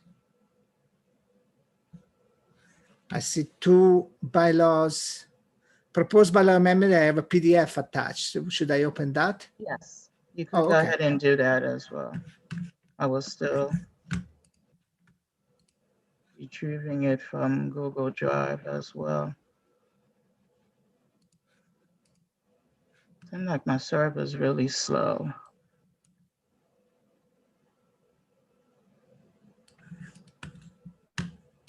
And zoom it, yes. Is that a good size? Minimize a bit. Okay. I think this is good. Okay. All right. Thank you, Marco. And I apologize for the delay. It was all set on my screen to be shared. All right, so here we are. So proposed bylaws amendments, and I added the date from when we restarted again. By the way, we had started these bylaws amendments where they were submitted back in January, as well as in February 9th of 2020. And they were resumed as COVID happened. We had some delays, but as we formed the bylaws committee, we met and gave notices from August 22nd to October 5th. And the very first page talks about the definitions. And certain part you see that the difference between what is being amended and what is being proposed as an add-on. So note the two differences. And okay, I'm not having my rationales because the other way that I wanted to present it was what is being proposed, what is currently in the bylaws, and so forth. That is below To get here. to- Do you yes, want me that's to fine. scroll down? That's fine. No, go back up. Okay. All right. So amend a definition first by adding include Saturday and Sunday. And for the voting membership present for information is that currently in bylaws, we do not have the word Saturday and Sunday. We just wanted to, when we reference to calendar days, that includes Saturday and Sunday. Very simple. And then the term parliamentarian refers to a consultant appointed by the chair who advises the chair and other officers, committees, and members of matters of parliamentary procedures and execution of laws and regulations as outlined in CPAC's bylaws. And the reason why it's highlighted in yellow is because there is no current wording into that, and we wanted to amend by redefining the role and purpose of the parliamentarian. Not me, but any other. So the term parliamentarian refers to a consultant appointed by the chairs who advises the chairs and other officers, committees, and members of matters of parliamentary procedures, as well as executing the laws and regulations as outlined in CPAC's bylaws. Not, their own thoughts or, but they have to be strictly adhering to CPAC's bylaws.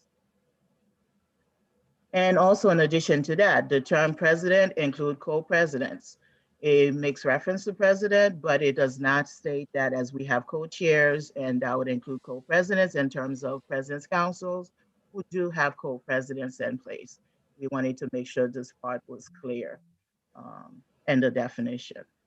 And then the term chair include co-chairs. Yes, CPAC, we do have co-chairs. That was not worded. It was not currently into the bylaws. The term designee refers to the permanent representative of a president's council or federation of their district elected to serve on CPAC in place of the president. You may have heard myself or any others mention the term designee, and the designee is actually in place of the president or president's council who is not able to be, present. Most districts usually do have someone designated to be the representative on CPAC. So the term designee refers to the permanent representative of a president's council or federation of their district elected to serve on CPAC in place of the president. The term alternate, it would refer to a temporary representative member of their president's council selected by the president or the designee to represent their district at CPAC, must do so in writing to the chair for each meeting. So it means that no one can just show up and say, hey, I'm the alternate. I'm here to represent my district. It doesn't work that way. And usually the president's council of their district, CPAC, does not make that decision. Districts get to decide who their alternate would be.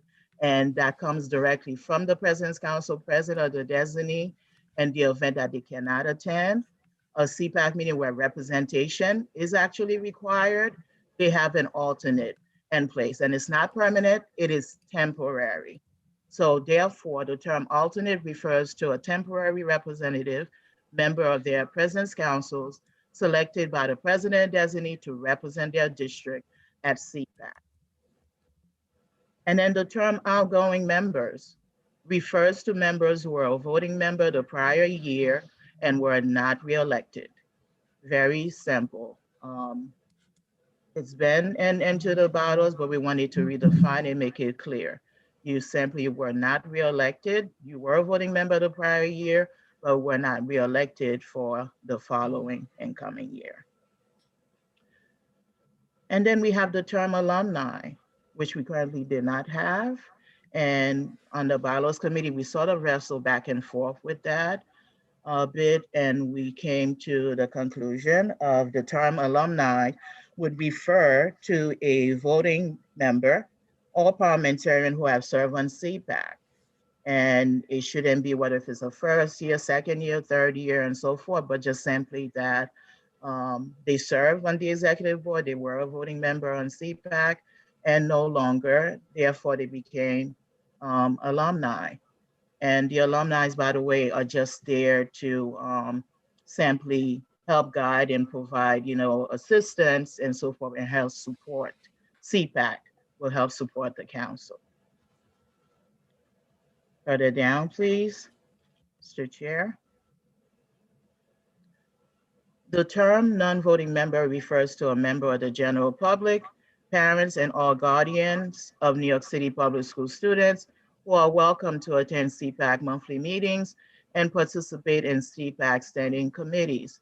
That was another wrestling back and forth, although we have had that term and have used it for several years in the past.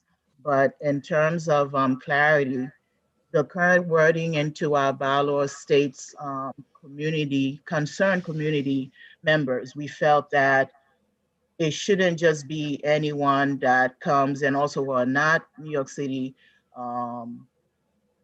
public school parents being able to be involved in our affairs, but should be consistently a parent.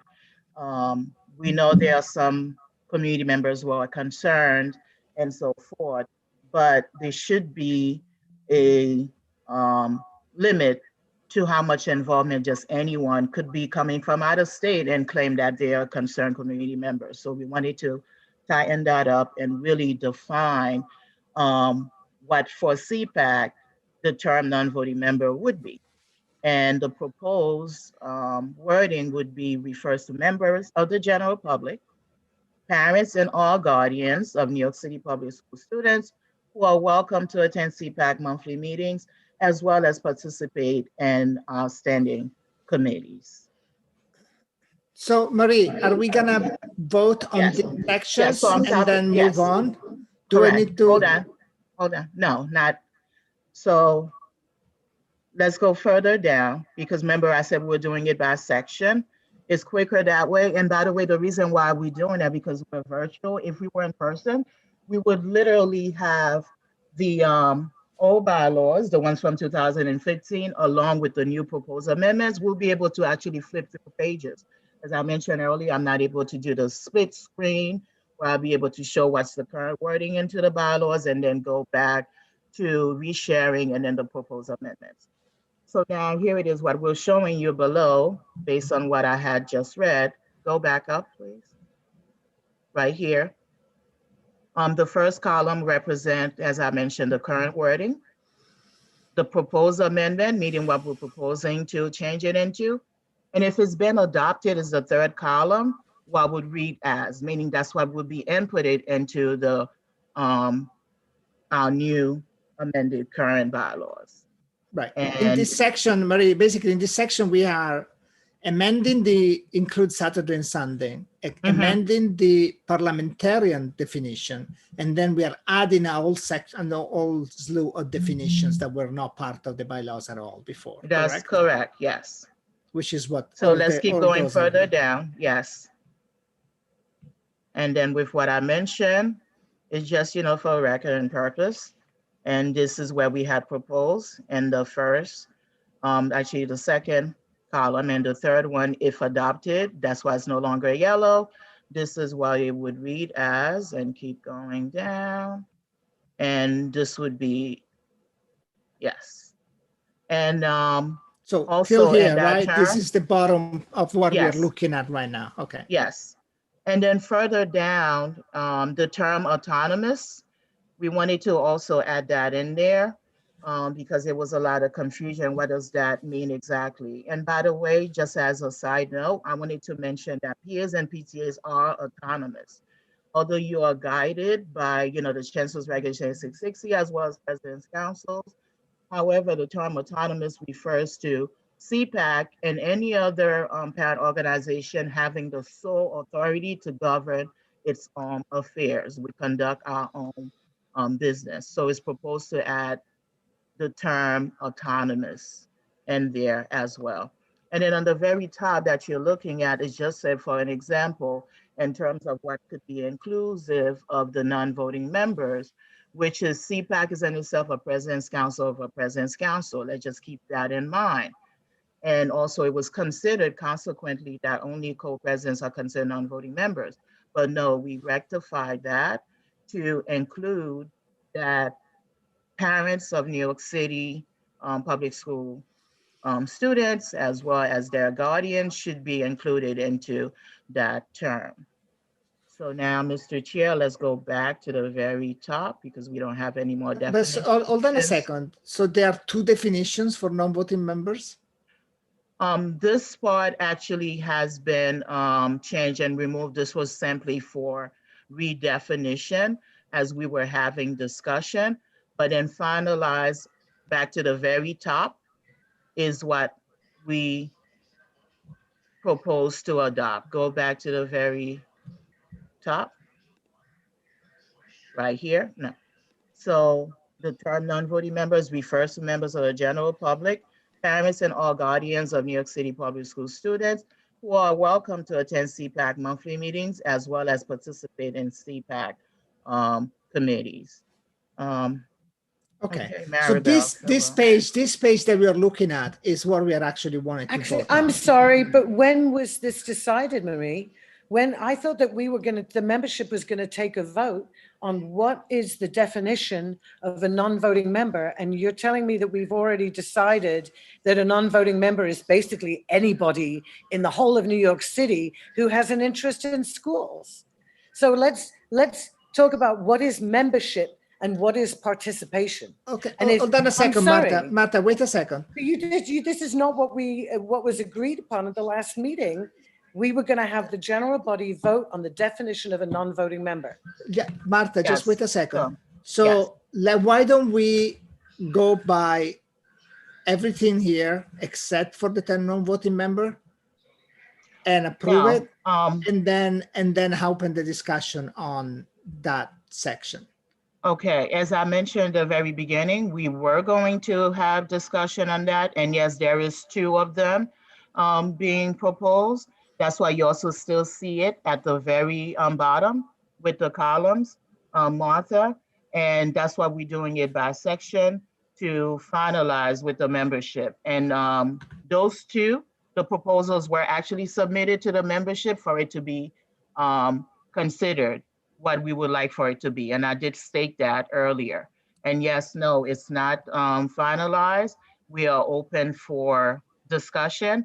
And that's why you have 1 term there. And then you also have the other further down.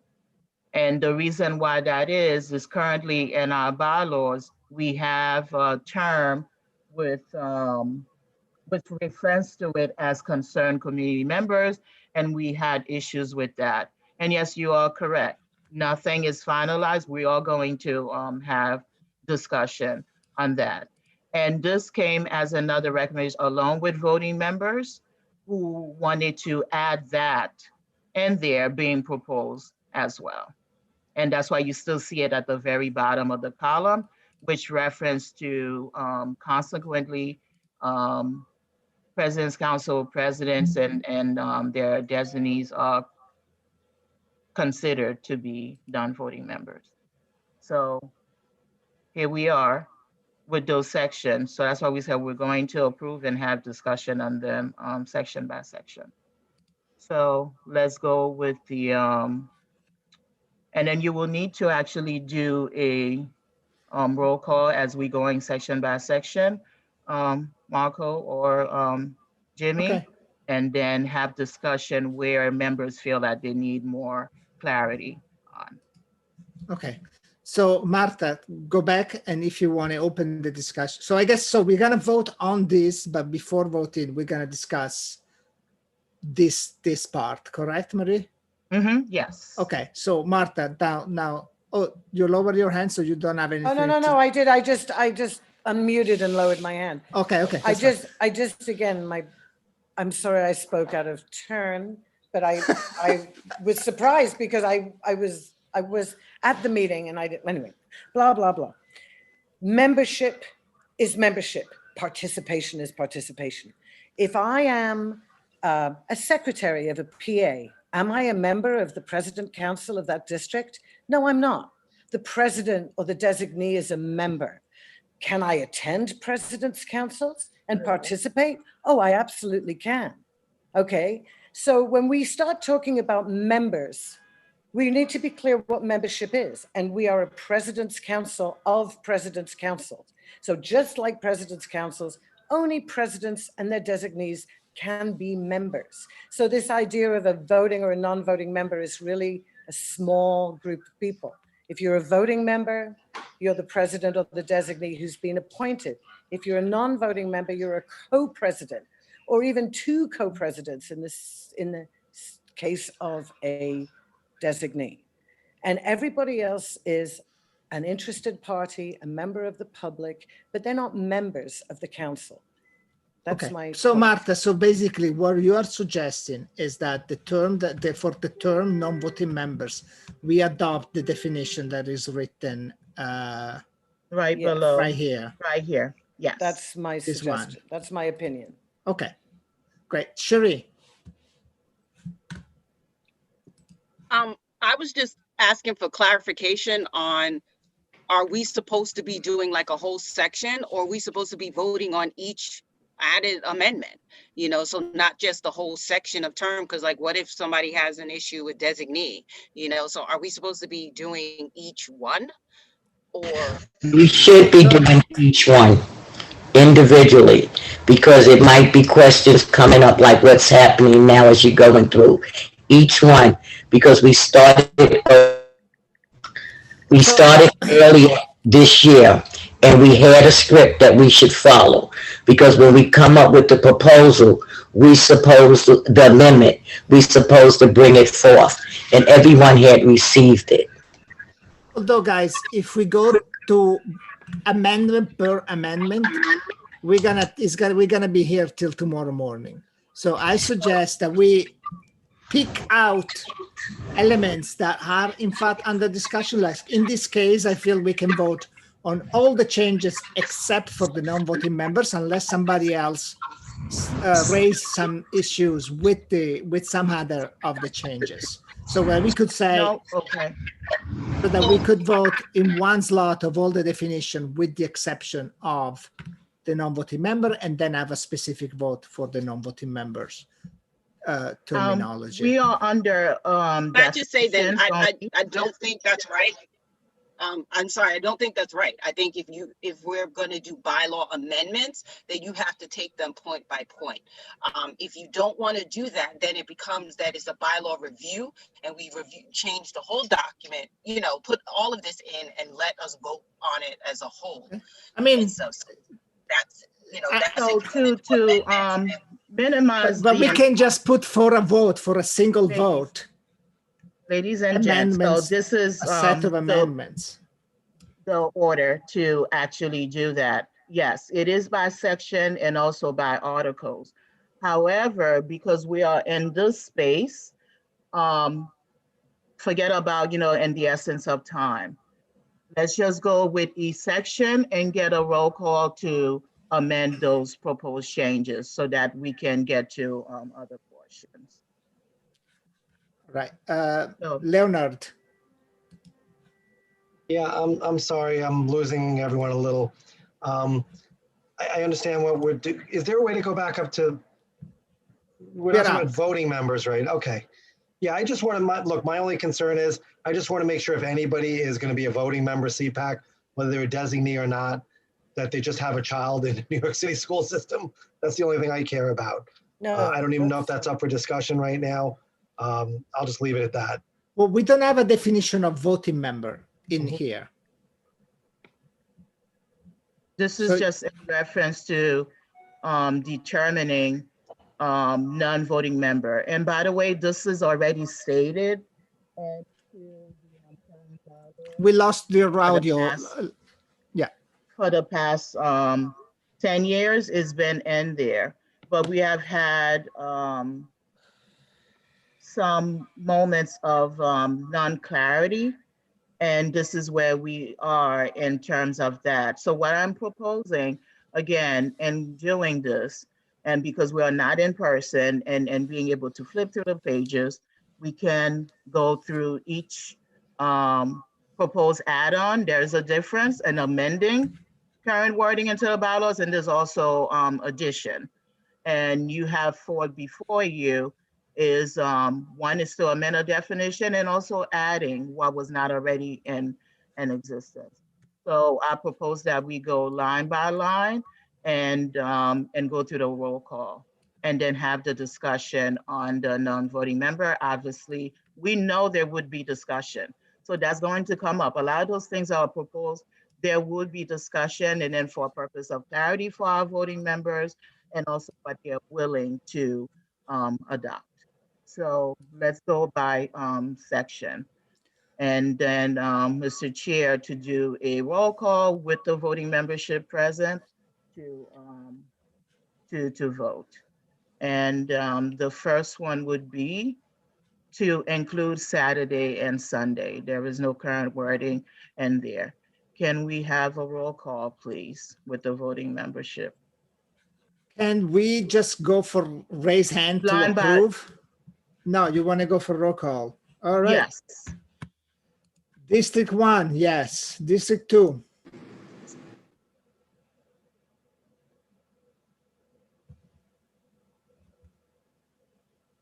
District 3. Oh, yes. Okay. Sorry. District, Jimmy, District 3.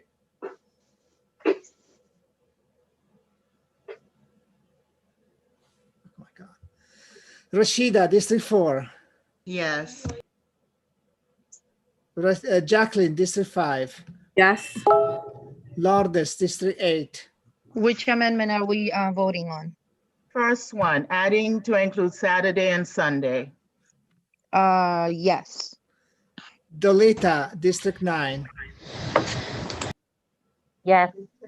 Richard, District 10.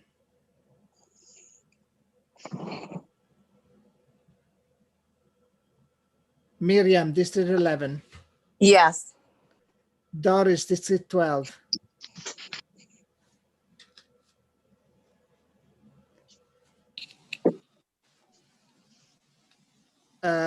Celia, District 13. Yes. Yeah, just well, District 14.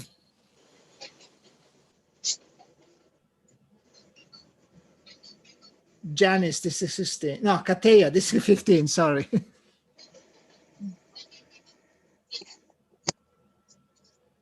Janice, 16. Yes. Veronica, oh no, Veronica, if she's still on the Did chat. she finally get on? I can't see. Okay, Abby, District 18. Yes. Janine, District 20. Yes. Randy, District 21. Yes. Sabina, District 22. Yes. Tanya, District 23. Maribel, District 27. Jessica, District 28. Yes. Cherie, District 29. Yes. Jazzy, 32, District 32. Andrea, District 75. Yes. Cecilia, District Brooklyn High Schools. Yes.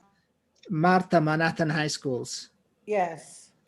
Chevion, Queens High Schools. Yes. Cool. All right, so that passed. So now we're gonna go for adding the term president in that to include co-presidents? Yes.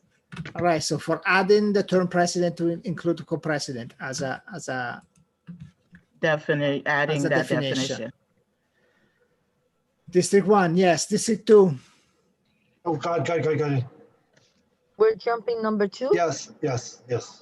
District 3. Yes. District 4. District 5. Yes. District 8. I'm skipping the ones I know that they are not here, right? So we're not doing number 2 on the amendment? Or that's not yet? We are adding the term president. Oh, sorry, you're right. Well, let's finish the president and then, yes, we're gonna go back to that. Sorry, I missed that. I apologize. Yes to include co-presidents. District 9. Yes. District 10. District 11. Yes.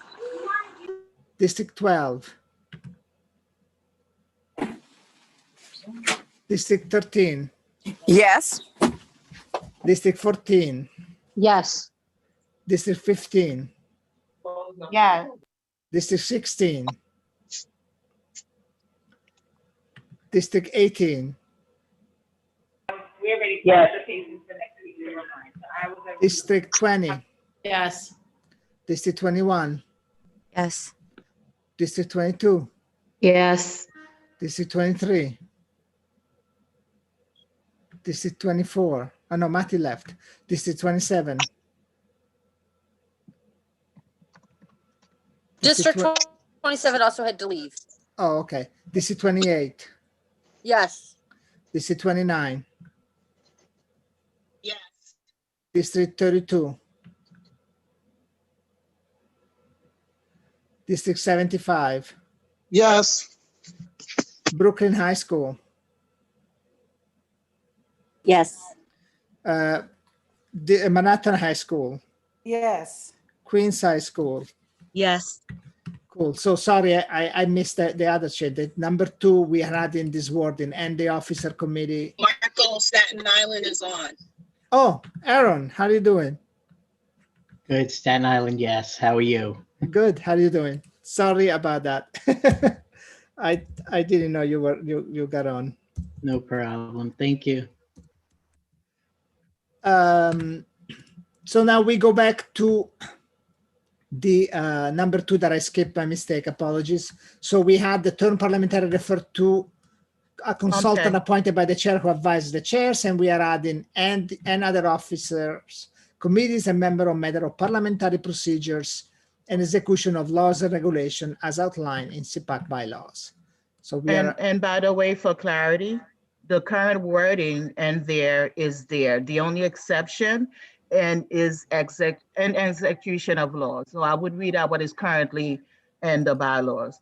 The term parliamentarian refers to a consultant appointed by the chair who advises the chair and other officers, committees, and members on matters of parliamentary procedures. The only exception that's being added is and execution of laws and regulations as outlined in CPAC bylaws. Up until the line of procedure, that's already currently into the bylaws. The only add-on and the amendment to that definition is by adding an execution of laws and regulations as outlined in CPAC bylaws. Not his or her own, but it should be directly what's currently in CPAC bylaws. Okay, great. So District 1, yes. District 2? Yes. District 3? Yes.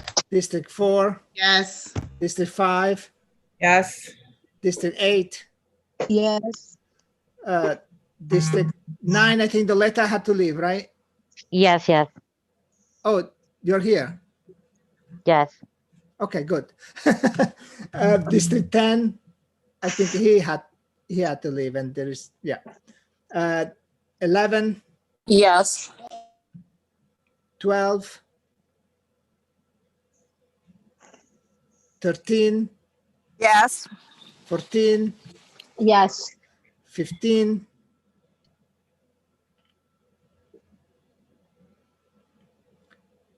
16, Yes. 17. Oh, 17. She's not here. 18, Yes. 20, Yes. 21, Yes. 22, Yes. 23. I think she left. 24. Oh no, Matty left. Sorry, I keep calling her. 27, 28, Yes. 29, Yes. 32,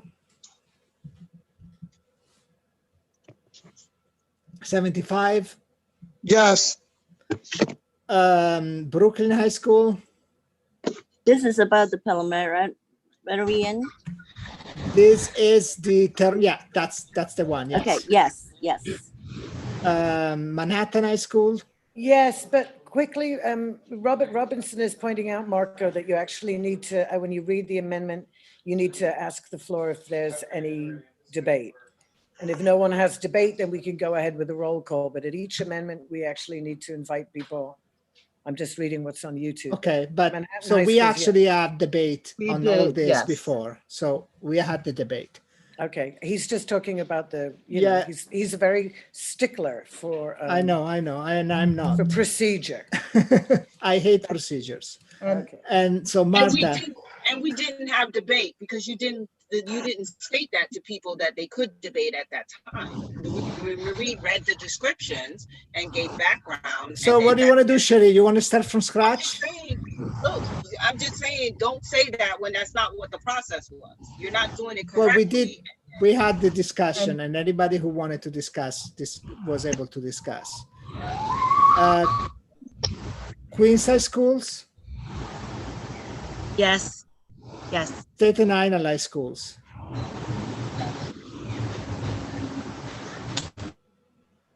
We lost Aaron in the meantime. Yes.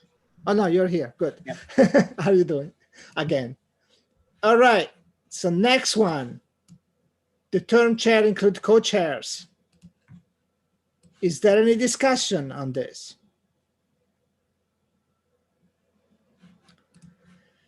All right. So let's vote for it.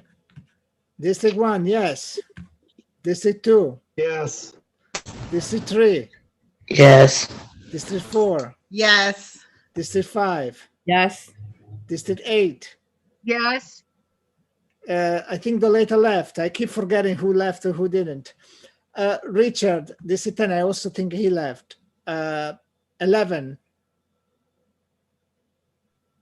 Sorry, Marco. District 9 said yes. Oh, sorry. District 11. District 12. Yes, I'm sorry, Marco. Yes for 11. Okay, good. Oh, Doris left. So 12. And District 13. Yes. District 14. Yes. District 15. I think Katea also had to go. District 16.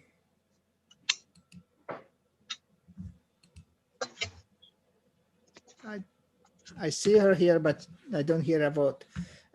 18. Yes.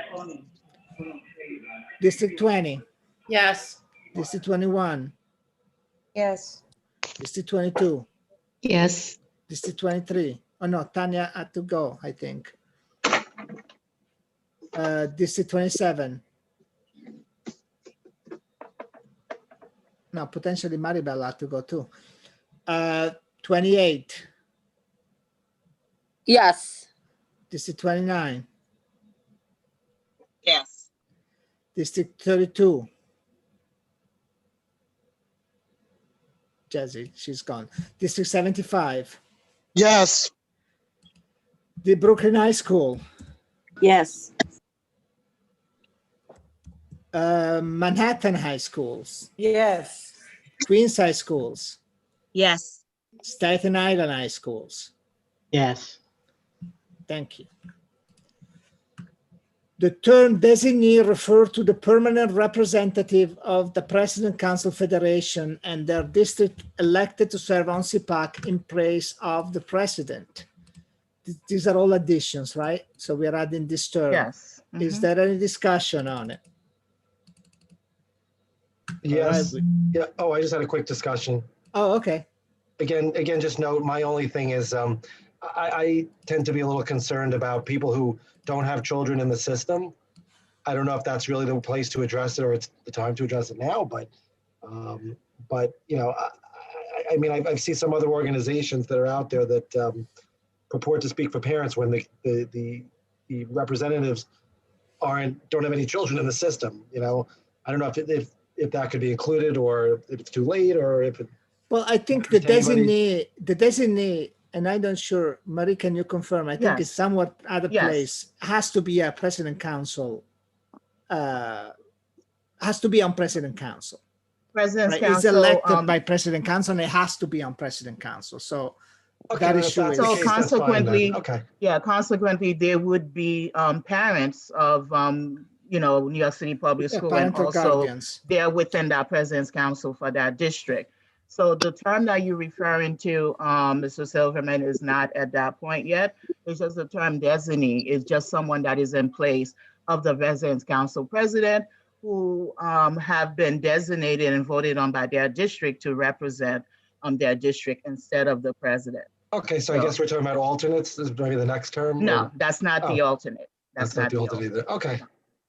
Although the alternate is the same thing, has to be a president council, member of president council. Okay, as long as that's fine. I'm sorry, I apologize. Thank you. But yeah, maybe I think it's somewhere, but otherwise we might want to. It's below, it's coming up. Change it. Okay, so now we're going for the designee for this addition. District 1, yes. District 2. You're muted. Yes. District 3. Yes. District 4. Yes. District 5. Yes. District 8. Oh, Jesus. Yes. District 9. District 10. District 11. District 12. District 13. Yes. District 14. Yes. District 15. District 16. District 18. District Yes, 20. yes. 18, yes. Cool. Thank you. District 20. Yes. District 21. Yes. District 22. Yes. District 23. Oh, Tanya stepped out. We jump into District 28. Yes. District 29. Yes. District 75. Yes. Brooklyn High Schools. Yes. Manhattan High Schools. Yes. Queens High Schools. Yes. Staten Island High Schools. Staten Island, yes. Great, thank you. All right. So now the term alternate refers to a temporary representative member of the President's Council selected by the President designee to represent the district at CPAC. Must do so in writing to the chair for each meeting. Any discussion on this?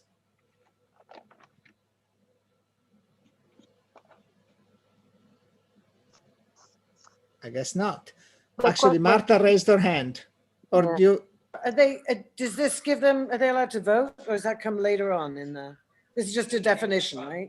That is It's just a definition. And Sorry. also we had indicated further down into the bylaws that the President's Council President or the designee, if they're sending an alternate, must indicate in writing if they have the right to vote. Will they be voting on their district? The district has to indicate that to CPAC. Cool. And I see Sabina also raised her hand. Can you just clarify, an alternate, we send it to you in the beginning of the year or every time we can't make it? Because sometimes there's an emergency and you might not get a chance to notify CPAC ahead of time. So is that like a one-time deal that we're like, hey, A, B, and C is going to be my alternate permanently, or? Yeah, it is a So one-time Sabina, thing. the It's for designee, each meeting. We had that discussion. It can be that just at the beginning of the year. Because CPAC, you're required to have the official representative there. So it can be every time that a President's Council President or designee cannot make it, they're sending in their alternate. The alternate is temporary in the event of emergencies, but it has to be stated in writing and sent ahead to CPAC for each meeting. Not just assigned for the entire year. That would make them a that is a designee. designee, right? Yeah, that would make them a designee, and they're not. So the alternate of the purpose is there for in case of emergencies, cannot make the meeting, but a quick email letting CPAC know. They can't just show up, or even something in writing that the alternate Yeah, has. even a text message will be fine. Yes, indicating that they're sending someone in to represent the district and that they're the alternate. Thank you for the clarity. Cool. All right, so let's vote on it. District 1. I have a quick question, Marco. I'm sorry. Go This is ahead. District 18. My question is, I understand what everyone just stated just now. What if by chance the emails is not read and you don't have clarity prior to whoever you have as an alternate coming in to attend that meeting? Well, I mean, if an alternate comes to the meeting, then they can, if the chair didn't read the email, they can go and read the email at the moment that the alternate says, hey, I'm Okay. here. Yeah, Okay, that no it was problem. sent. Yeah. Okay, all right. There is time till like the moment the meeting start, even after the meeting started already, the chair can go and check their email and verify, oh yeah, I did get an email from your president that you will be here representing the district. Although there is nothing in writing about that, but of course that's the case, particularly in the virtual world. You actually do have that already in the current bylaws. Oh, cool. There is Perfect. a section that makes reference to that. We just wanted to be clear about the vote term and also how itself. alternates are, just to clearly define that definition. But you do already have current wording and the actual bylaws for that. Cool. All right. So we are good to vote on this, right? Yep. So District 1, yes. District 2. Yes. District 3. Yes. District 4. Yes. District 5. Yes. District 8. Yes. District 9. Yes. District 10. District 11. District 12. District 13. Yes. District 14. Yes. District 15. District 16. District 18. Veronica hasn't been able to join District the Zoom 18, yes. meeting yet, District right? 18, yes. Great, thank you. District 20. District 21. Yes. District 22. Yes. 20, yes. Cool, thank you. District 23. District 28. Yes. District 29. Yes. District 75. Yes. This Brooklyn High School. Yes. Manhattan High School. Yes. Queens High School. Yes. Staten Island High School. Yes. Okay. Next is the term outgoing members refer to members who were a voting member the prior year and were not re-elected. This again is an addition, it's just a definition, right? It's just in the section of definition. It's an addition, yes. Right. Is there any discussion? No discussion. Let's vote for it. District 1, yes. District 2. Yeah. District 3. Yes. District 4. Yes. District 5. Yes. District 8. Yes. District 9. Yes. District 10. District 11. District Yes. 11 said yes. District 12. District 13. Yes. District 14. Yes. District 15. Oh, she gone. District 16. District 18. Yes. District 20. Yes. District 21. Yes. District 22. Yes. District 23. District 28. Yes. District 29. Yes. District 75. Yes. Brooklyn High Schools. Yes. Manhattan High Schools. Yes. Queens High Schools. Yes. Staten Island High Schools. Yes. And of course, guys, if I'm jumping the people I believe they are missing, they are absent today, or they left the meeting. If I jump over you and I forget you, please just jump in and speak and let us know, okay? Wouldn't want to miss somebody by mistake. So this was for the term alternate, correct? So next, sorry? Outgoing. Oh, this was outgoing. Oh, good. We are one step ahead. The term alumni refer to a former voting member and parliamentarian will be who served on CPAC. Actually, I have an amendment for this because it should be or parliamentarian or parliamentarian. I suppose that and parliamentarian, right? It seems to me that is. Let's add it. Sorry, Marie?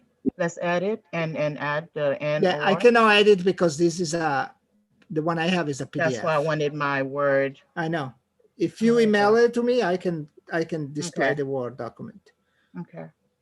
But we can just make a note to Let amend the it. membership know, yeah, you're proposing to just add and or. So that correction will be made.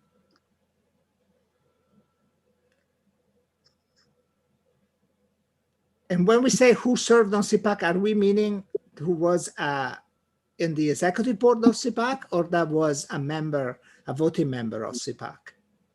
We had discussion on that with the bylaws committee, and we wanted to be actually just have served as a voting member on CPAC. And there were other consideration as having just the fact that they have served on the executive board. So I'm guessing you're opening it up for debate? Yeah, it is open up for debate.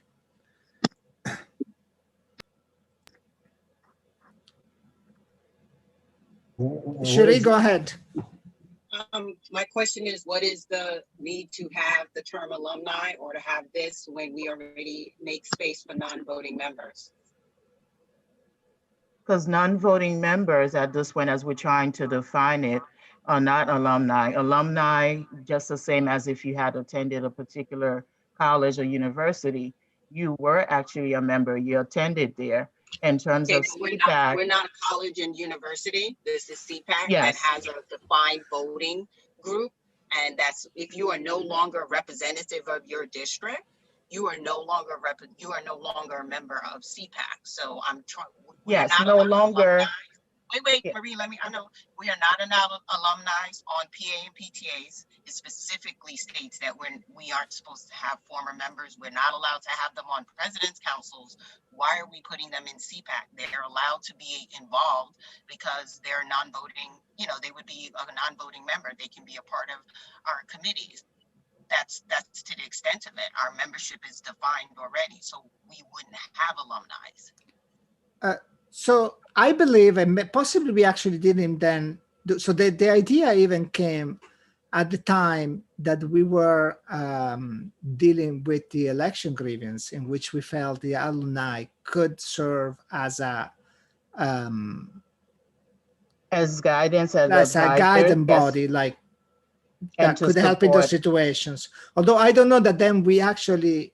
So that still proves my point. That was a committee that we already have that non-voting people can join a committee. So I still, what is the point? What I original question? Well, I don't know exactly how we end up propose what the proposed amendment is, what the proposed addition is, because that was not present at all for that aspect. But I will say that that special committee for grievance will not necessarily include anybody. But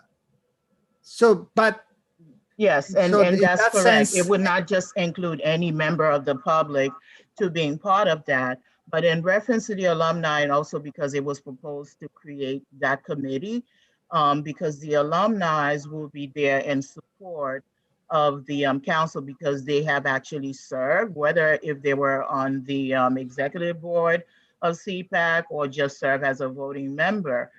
They're past members, but we're sticking to CPAC, not in referencing to what PMPTAs does who are subjected to the Chancellor's rules and regulations. CPAC is autonomous. So at this point, it was proposed to have the alumni there to support the work of the guy, because they're able to, make reference and give to other, past decisions and other things. So they're really needed at this point, and it was proposed by other members as well to have the alumni present. And it's not just anyone. And there's very few that can actually hold to that title, simply because they are former voting members who served on CPAC. And so that was, recommended by many others, and not just for the members of the public, but it was actually coming from voting members to have that. So that was another reason why it was added. And this was also proposed back in February as well as in January. So it's not actually new. And we had extensive discussion on the Bylaws Committee. Okay, Marie, let's keep the explanation quick. Otherwise, we're going to be here at midnight tonight to finish the amendments. Rashida. What's the purpose of them, though? For advisory, maybe, but like, to what extent do we have to continue to include them? So my sense, and that's where it originally came from, was we could include only alumni, for example, in a special grievance committee that is created, and not, or voting members, and that's it. But that could be one way, or anyway, could have a special role in such circumstances. Okay, that's fine. So you don't like it, which is perfectly fine. We can vote against the addition of this part. And Cecilia also raised her hand. Celia? Sorry, couldn't unmute. Yeah. Sorry about that. I just wanted to say, we voted on adding an alumni committee. This is before we decided to redo the whole bylaws. We did actually have a vote previously at one of the, don't ask me which one, I don't remember, but I know it's in the minutes somewhere from one of those CPAC meetings. We did vote on having an alumni committee. That was in March before we went out. Okay. It was in our March 13th meeting. Okay, but if we have an alumni committee, we need to define what the heck an alumni is. You know what I mean? So it kind of makes sense. It's not about, it was a yes, like meaning when we voted. But people voted against people it. voted. But there were reps that voted against it. And there, at the time, you still didn't. At that time, it still wasn't even defined what the alumni, who was going to be alumni committee, what they were going to do, what they were going to work on. So I'm still going back to, we're just steamrolling along, throwing this alumni, but we're not defining what that means and why it's necessary. The roles and responsibilities of these committees were actually distributed in January and February. That was submitted to the membership. because there was a question about proposing to have these committees, but then it was also asked, what would they be doing? What would be their purposes? And that was submitted. Go back to that document. Alumni doesn't have, it has a description of similar to this, former voting members, but it doesn't have what projects they were working on, what they would be doing or anything like that. It was stated that it would come later. Okay. Can I continue? Marco, can I continue for a second? Yeah. Okay, because I sort of like everyone jumped in or whatever. Anyway, I'm gonna say this. It is good to have alumni. They usually have some history of what procedures are and what protocols are. They usually have some experience with some of the things. So a lot of times it's about them helping to mentor, especially if people are newer to the position. Sometimes there are people that are new to PAs, PTAs. Sometimes there are people that are new to president's councils, like they've never been to a president's council before, or new to CPAC, even if they've been to the president's council. So in that space, alumni are helpful. And it's not, alumni have no voting privileges. So, you know, having an alumni committee is advisory. It really is advisory, more so than anything else. And there's nothing against, believe me, my PA, one of my PAs, not this one, had alumni a very long time ago. And we checked with Central when it was OFIA, OFIA, and several of the iterations before it was FACE.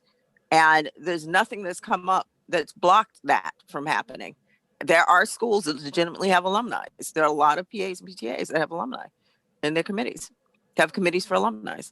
So, and it is helpful because if you, some of our own president's councils function better. I won't, some of the high school ones in particular have alumni that help to keep that continuity, that help to have that knowledge of what you should be doing, what that timeline looks like, especially in high schools, because our membership, you know, rotates often. You know, people graduate out a lot at the high school level. So it's hard to get parents to stay.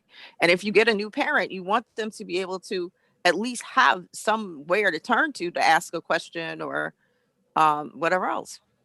So alumni are useful in an advisory capacity.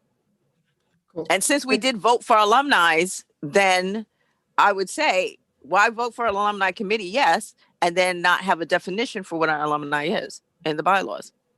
Okay. Thank you, Celia. Although I will say that if we do have alumni that serve as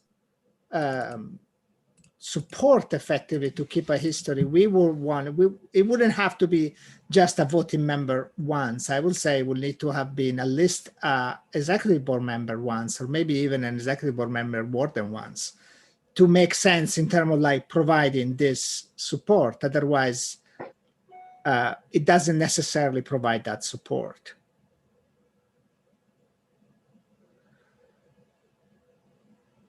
Marco, we did try in the bylaws committee meetings, and one of them to suggest that the person must have served at least 2 years. And it also did come up in the bylaws committee in one of the meetings we had, in one of the several meetings we had, that the person should also be someone who formerly served on the executive board.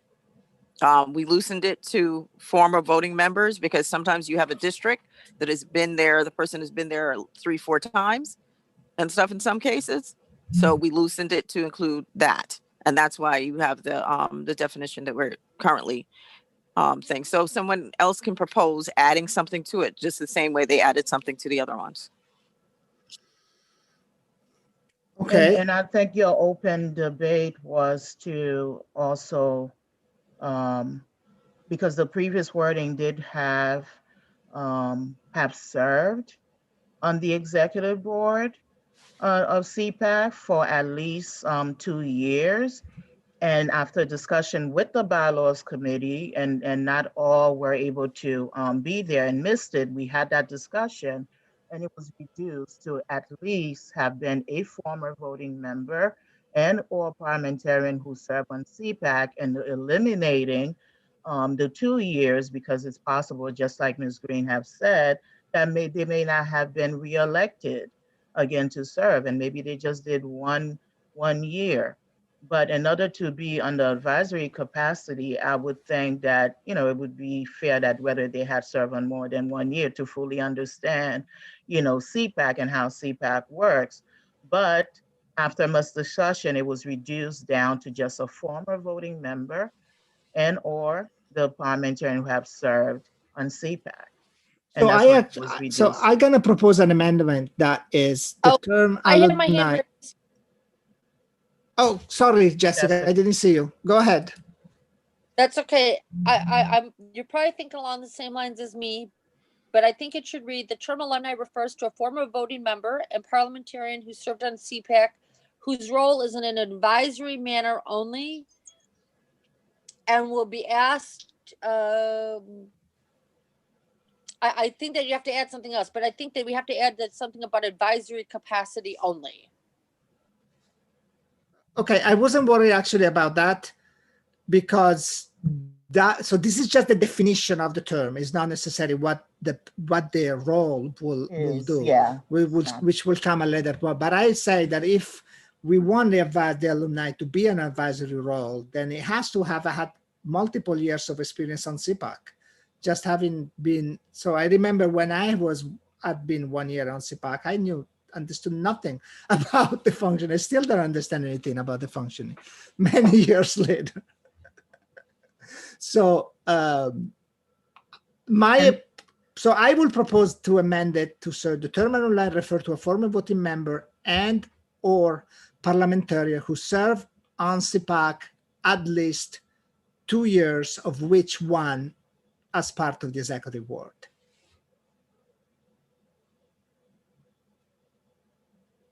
Okay, if that's what you're proposing, any other debate? Any debate on your proposed amendment? Damn it, darn it, Marco, sorry. Repeat that one more time really quickly. I apologize. The term alumni refers to a former voting member and or parliamentarian who served on CPAC at least 2 years, of which one as executive board member.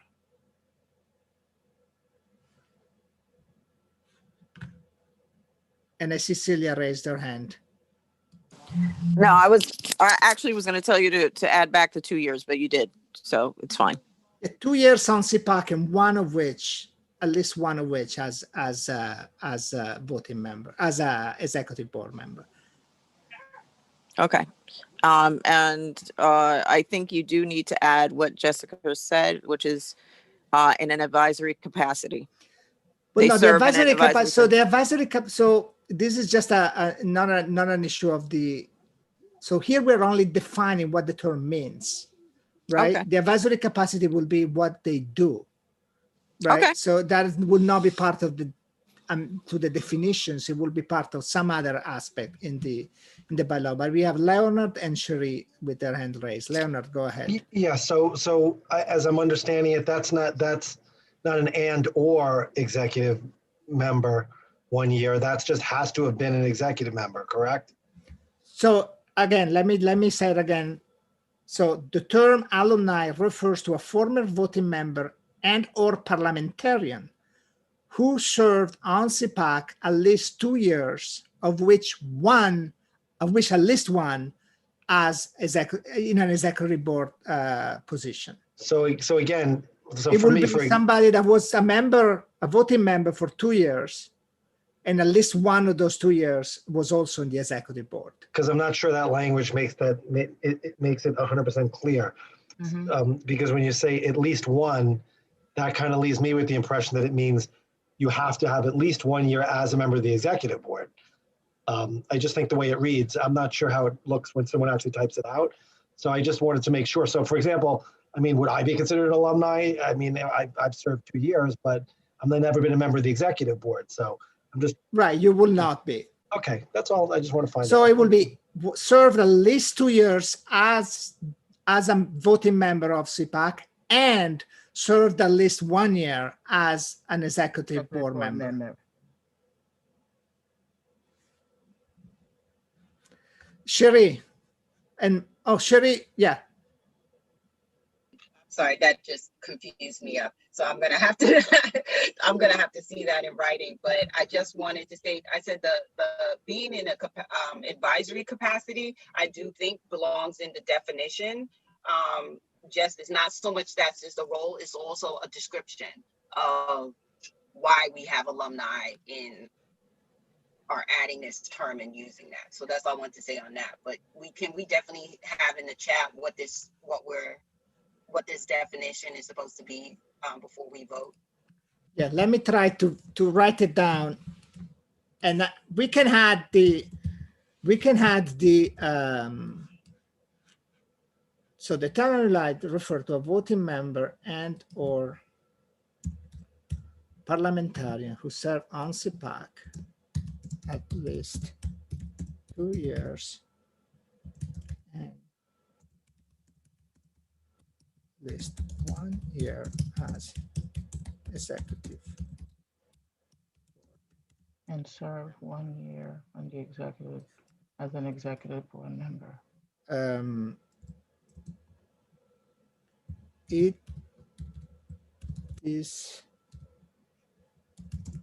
role is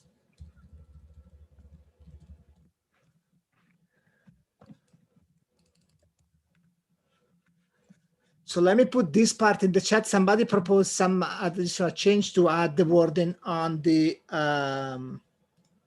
advisory aspect. What is the heck is the chat? I have too many windows open.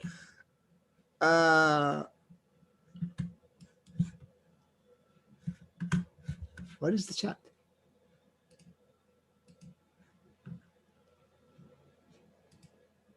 Oh, here, chat. So this is the wording.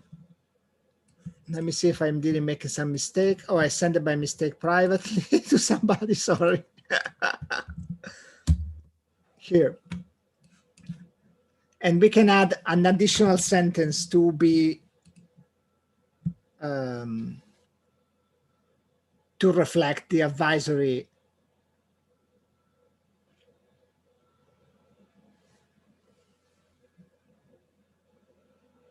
How about and serve 1 year as an executive board member? So, and 1 year? Well, it And says serve 1 of the year, 1 of the 2 years. and serve 1 year as an executive board member. So you're proposing the 2 years in addition to 1 year as an executive board member.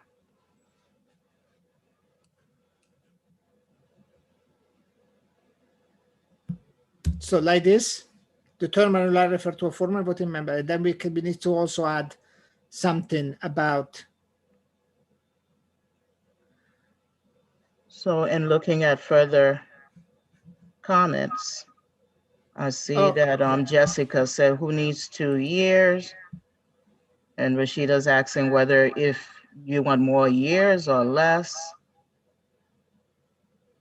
Did I just further debate here? Jessica, speak if she's able to unmute. Sorry, I'm just confused as to why all of a sudden we're adding a time frame into a term alumni. Either you were a member of CPAC and now you're not a member of CPAC and now you're an alumni. 3 months, this year's been like 6 years worth of experience. So if I've served on the executive board, right? But if I only attended like 6 months or a year, is it 2 years just for the parliamentarian, or now is it for everybody that there's 2 years? It's now just, it doesn't. So my proposal, you're right. Normally the 10 alumni is anybody that was, so if it was a school, anybody that was enrolled in the school, right? In this case, because we're talking about somebody that has a function of advising the council, we are trying to define that the person actually has experience. And I don't want to take away the fact, you're totally right. We had like so many meetings and so many things that these last few months are probably count for many years of experience, but we need to define it in some way that works also for the past. So I think, Marco, wording is very important. And for that matter, I think the word, for the advisory purpose should be somewhere in this wording. The 2 years will be necessary. Right. So the 2 years, okay. So somebody that wants to take a go at rephrasing this definition so that it works. Marco, I had my hand up, but oh, sorry, I didn't see you. Sorry. What I was going to say is that, I agree they should be a former voting member, but I don't necessarily think they had to be on the executive board to have knowledge. I think sometimes people have, I'm assuming that every single person that is a voting member is from a president's council, right? To get to president's council, they have to be running a president's council as well as being on their own PA. That's a lot. So sometimes people don't do it because they just don't have the extra time. Because you could have a full-time job and still be a PA president and still be a president's council president. So I think people that showed up, because there are people even here now that have served on their district for 2 and 3 years who have never been on the executive board, but it doesn't mean that they weren't active. It doesn't mean they didn't join the committees, and it doesn't mean they didn't do other things on CPAC. So technically, most alumni, it's the only qualification is that they actually attended and participated in whatever it was in order to become an alumni. So I totally agree with you. There are people that have never been on CPAC that have an incredible amount of experience, right? No. I'm talking about people on CPAC No. But what I mean, I agree with you that there are definitely people that might not meet this criteria that have a lot of experience. But what I'm trying to do is to make sure that people that don't have that experience end up being advising CPAC. You know what I mean? Understand. And maybe we just need to scrape this whole thing because the alumni has nothing to do necessarily with advising, and we want to have a different process to select people that advise CPAC. And maybe we should just change the whole thing. Right, that's a possibility that we want to have advisors that can or might not be alumni, and that we have figured out, and obviously that's not going to happen today, but we figure out a complete different process to define who advises CPAC. Can I make a suggestion though, in terms of time? Because it is 12:23 now, and I'm sure we're not going to end until 1 o'clock. But even if we end at 1, we may not get through the whole document. You might want to consider proposing having a special meeting just to have the voting members vote on the rest of the changes in the document. Yeah, because if we're doing a roll call one by one, which we're gonna have to do it at some point. But yes, which is the right way to do it. It really is the right way to do it line by line. And our bylaws are that old that we need to do it line by line. So PAs and PTAs out there should be taking a tip from that. If your bylaws are before 2017 anyway, when A660 was revised, you need to bring your bylaws up to speed and revise them. Okay. So that's it. Thank you, Celia. Marta? Why don't we just vote instead of, it's like there's so many options being given. Let's do this, let's do that. I mean, personally, I don't like the change, and I'm going to vote no to the change. But if you leave it as is, I'm going to vote yes to a former voting member or parliamentarian. I think an alumni is an alumni. That's just my personal opinion. But we have obviously a difference of opinion. Let's just take a vote. Okay. Sherry? So I'm fine if we're taking a vote on this. I don't know which language or stuff, but I would also like to make a motion that it's 12:24. We're way past our time and we're not going to be able to get through this. I wanted to make a motion about tabling this. Tabling this particular issue or tabling the bylaw amendments? The bylaw amendments. And we can have a special meeting so we can cover this, because this really needs to be done, because our bylaws is not but to 2015, and we are now in 2020. We really need to update it. It needs to be updated right.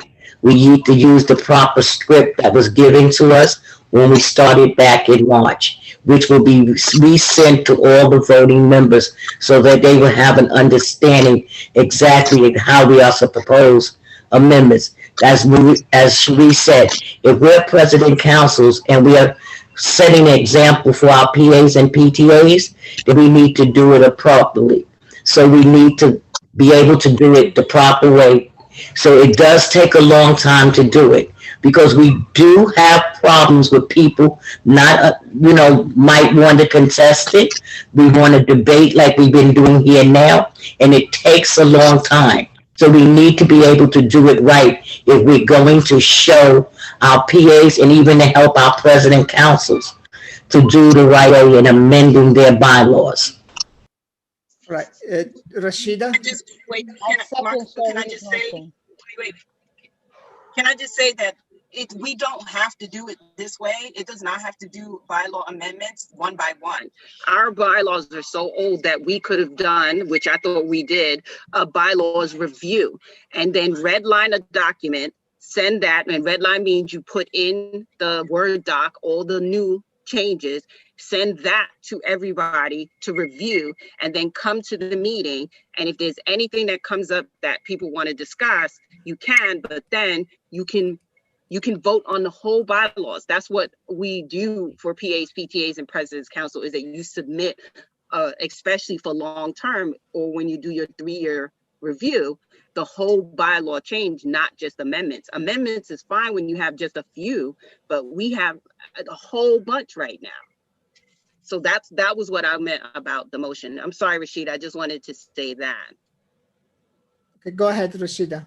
No, I was it. I second her motion to table this, and we got to give a date. And also to be clear, and as the Bylaws Committee Chair, let it be noted that the bylaw amendment proposals were probably properly noticed to be considered for this meeting.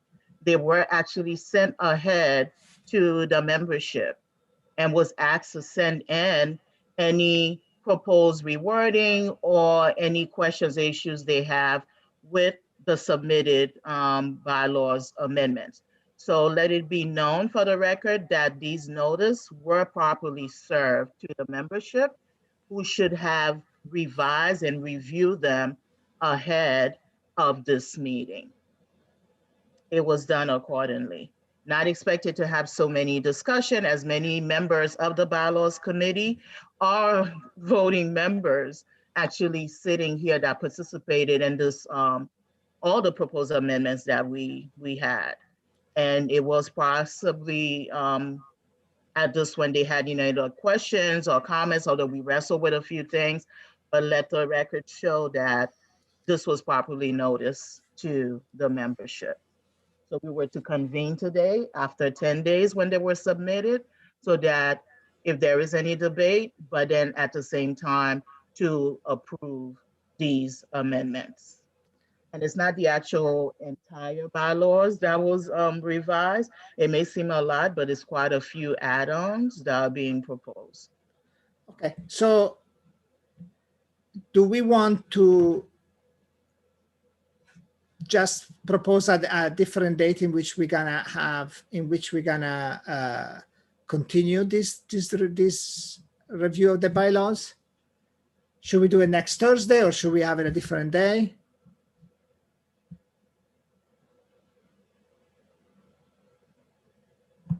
If I may propose, Mr. Chair, that we reconvene at least a week from today, and the same amendments will be submitted again to the membership. Okay, great. For pre-review, and then so we can get back to it. And perhaps that entire meeting will be solely based on revising and reviewing the bylaws. Exclusively for the bylaws. I see D2 and D13 both with their hand raised. Point of order. Point of order, I think there was a motion that's pending to table the discussion. I would just propose an amendment, if we're gonna, we just at least resolve this alumni issue right now before we discuss that motion, because, there is a motion. I don't know if it's been seconded. So we can either vote on the motion to adjourn until next week or whenever the time that's convenient, or we can, at least resolve this one particular issue, which I'd like to do because we're all here right now. Or, whatever you guys want. I'm fine. I understand we've lost a lot of people already. It's up to you. I'm not sure that we have the time to discuss it, because I don't know that. I'm afraid that there will be additional discussion happening to that particular thing. So probably we are better off just moving it to next meeting. So 13, Celia? Hi, I would really like to move that we call for a special meeting to continue the bylaws review, discussion, and amendments at another date, in the future, in 2020, of course, but in the future. And that the amendments or the definitions that we've already voted on can stand, but when we come back, we'll start from alumni and go forward to the rest of the things. Correct. Through the rest of the document, yes. Yeah, what we approved, we already approved. That is already a change to the bylaws, but They have been everything adopted. else. Yeah. And so in terms of the motion, I'm making a motion that we do a special meeting. So but that was actually Sherry's motion. Well, then I'll second her motion then. Right. I'll second her motion so you don't have to go back and get somebody to second it. Okay, good. And I think we're amending it to say that is next Thursday so we say 10 a.m. Okay, so that the motion is to adjourn this meeting, have a special meeting next Thursday at 10 a.m. to continue review the bylaws. Martha? So I just have a point of, I guess, a process. If we have voting members only on Zoom, we could use the poll. And the poll would be far quicker than the roll call. And we can have it non-anonymous, or we can have it anonymous. I don't care whether. Well, it can just be a yes and no, actually. So let's, that way, if we could even have one person preparing the polls while Marco chairs the meeting, or vice versa, and then we can vote by poll, and I think that would be much, much quicker. It just means, no offense, I'm not trying to exclude people, but if you're not a voting member, then then they won't be allowed to be on the Zoom call. And I know we do have a couple of non-voting members today on the call because they're new and they didn't know our procedure. Okay.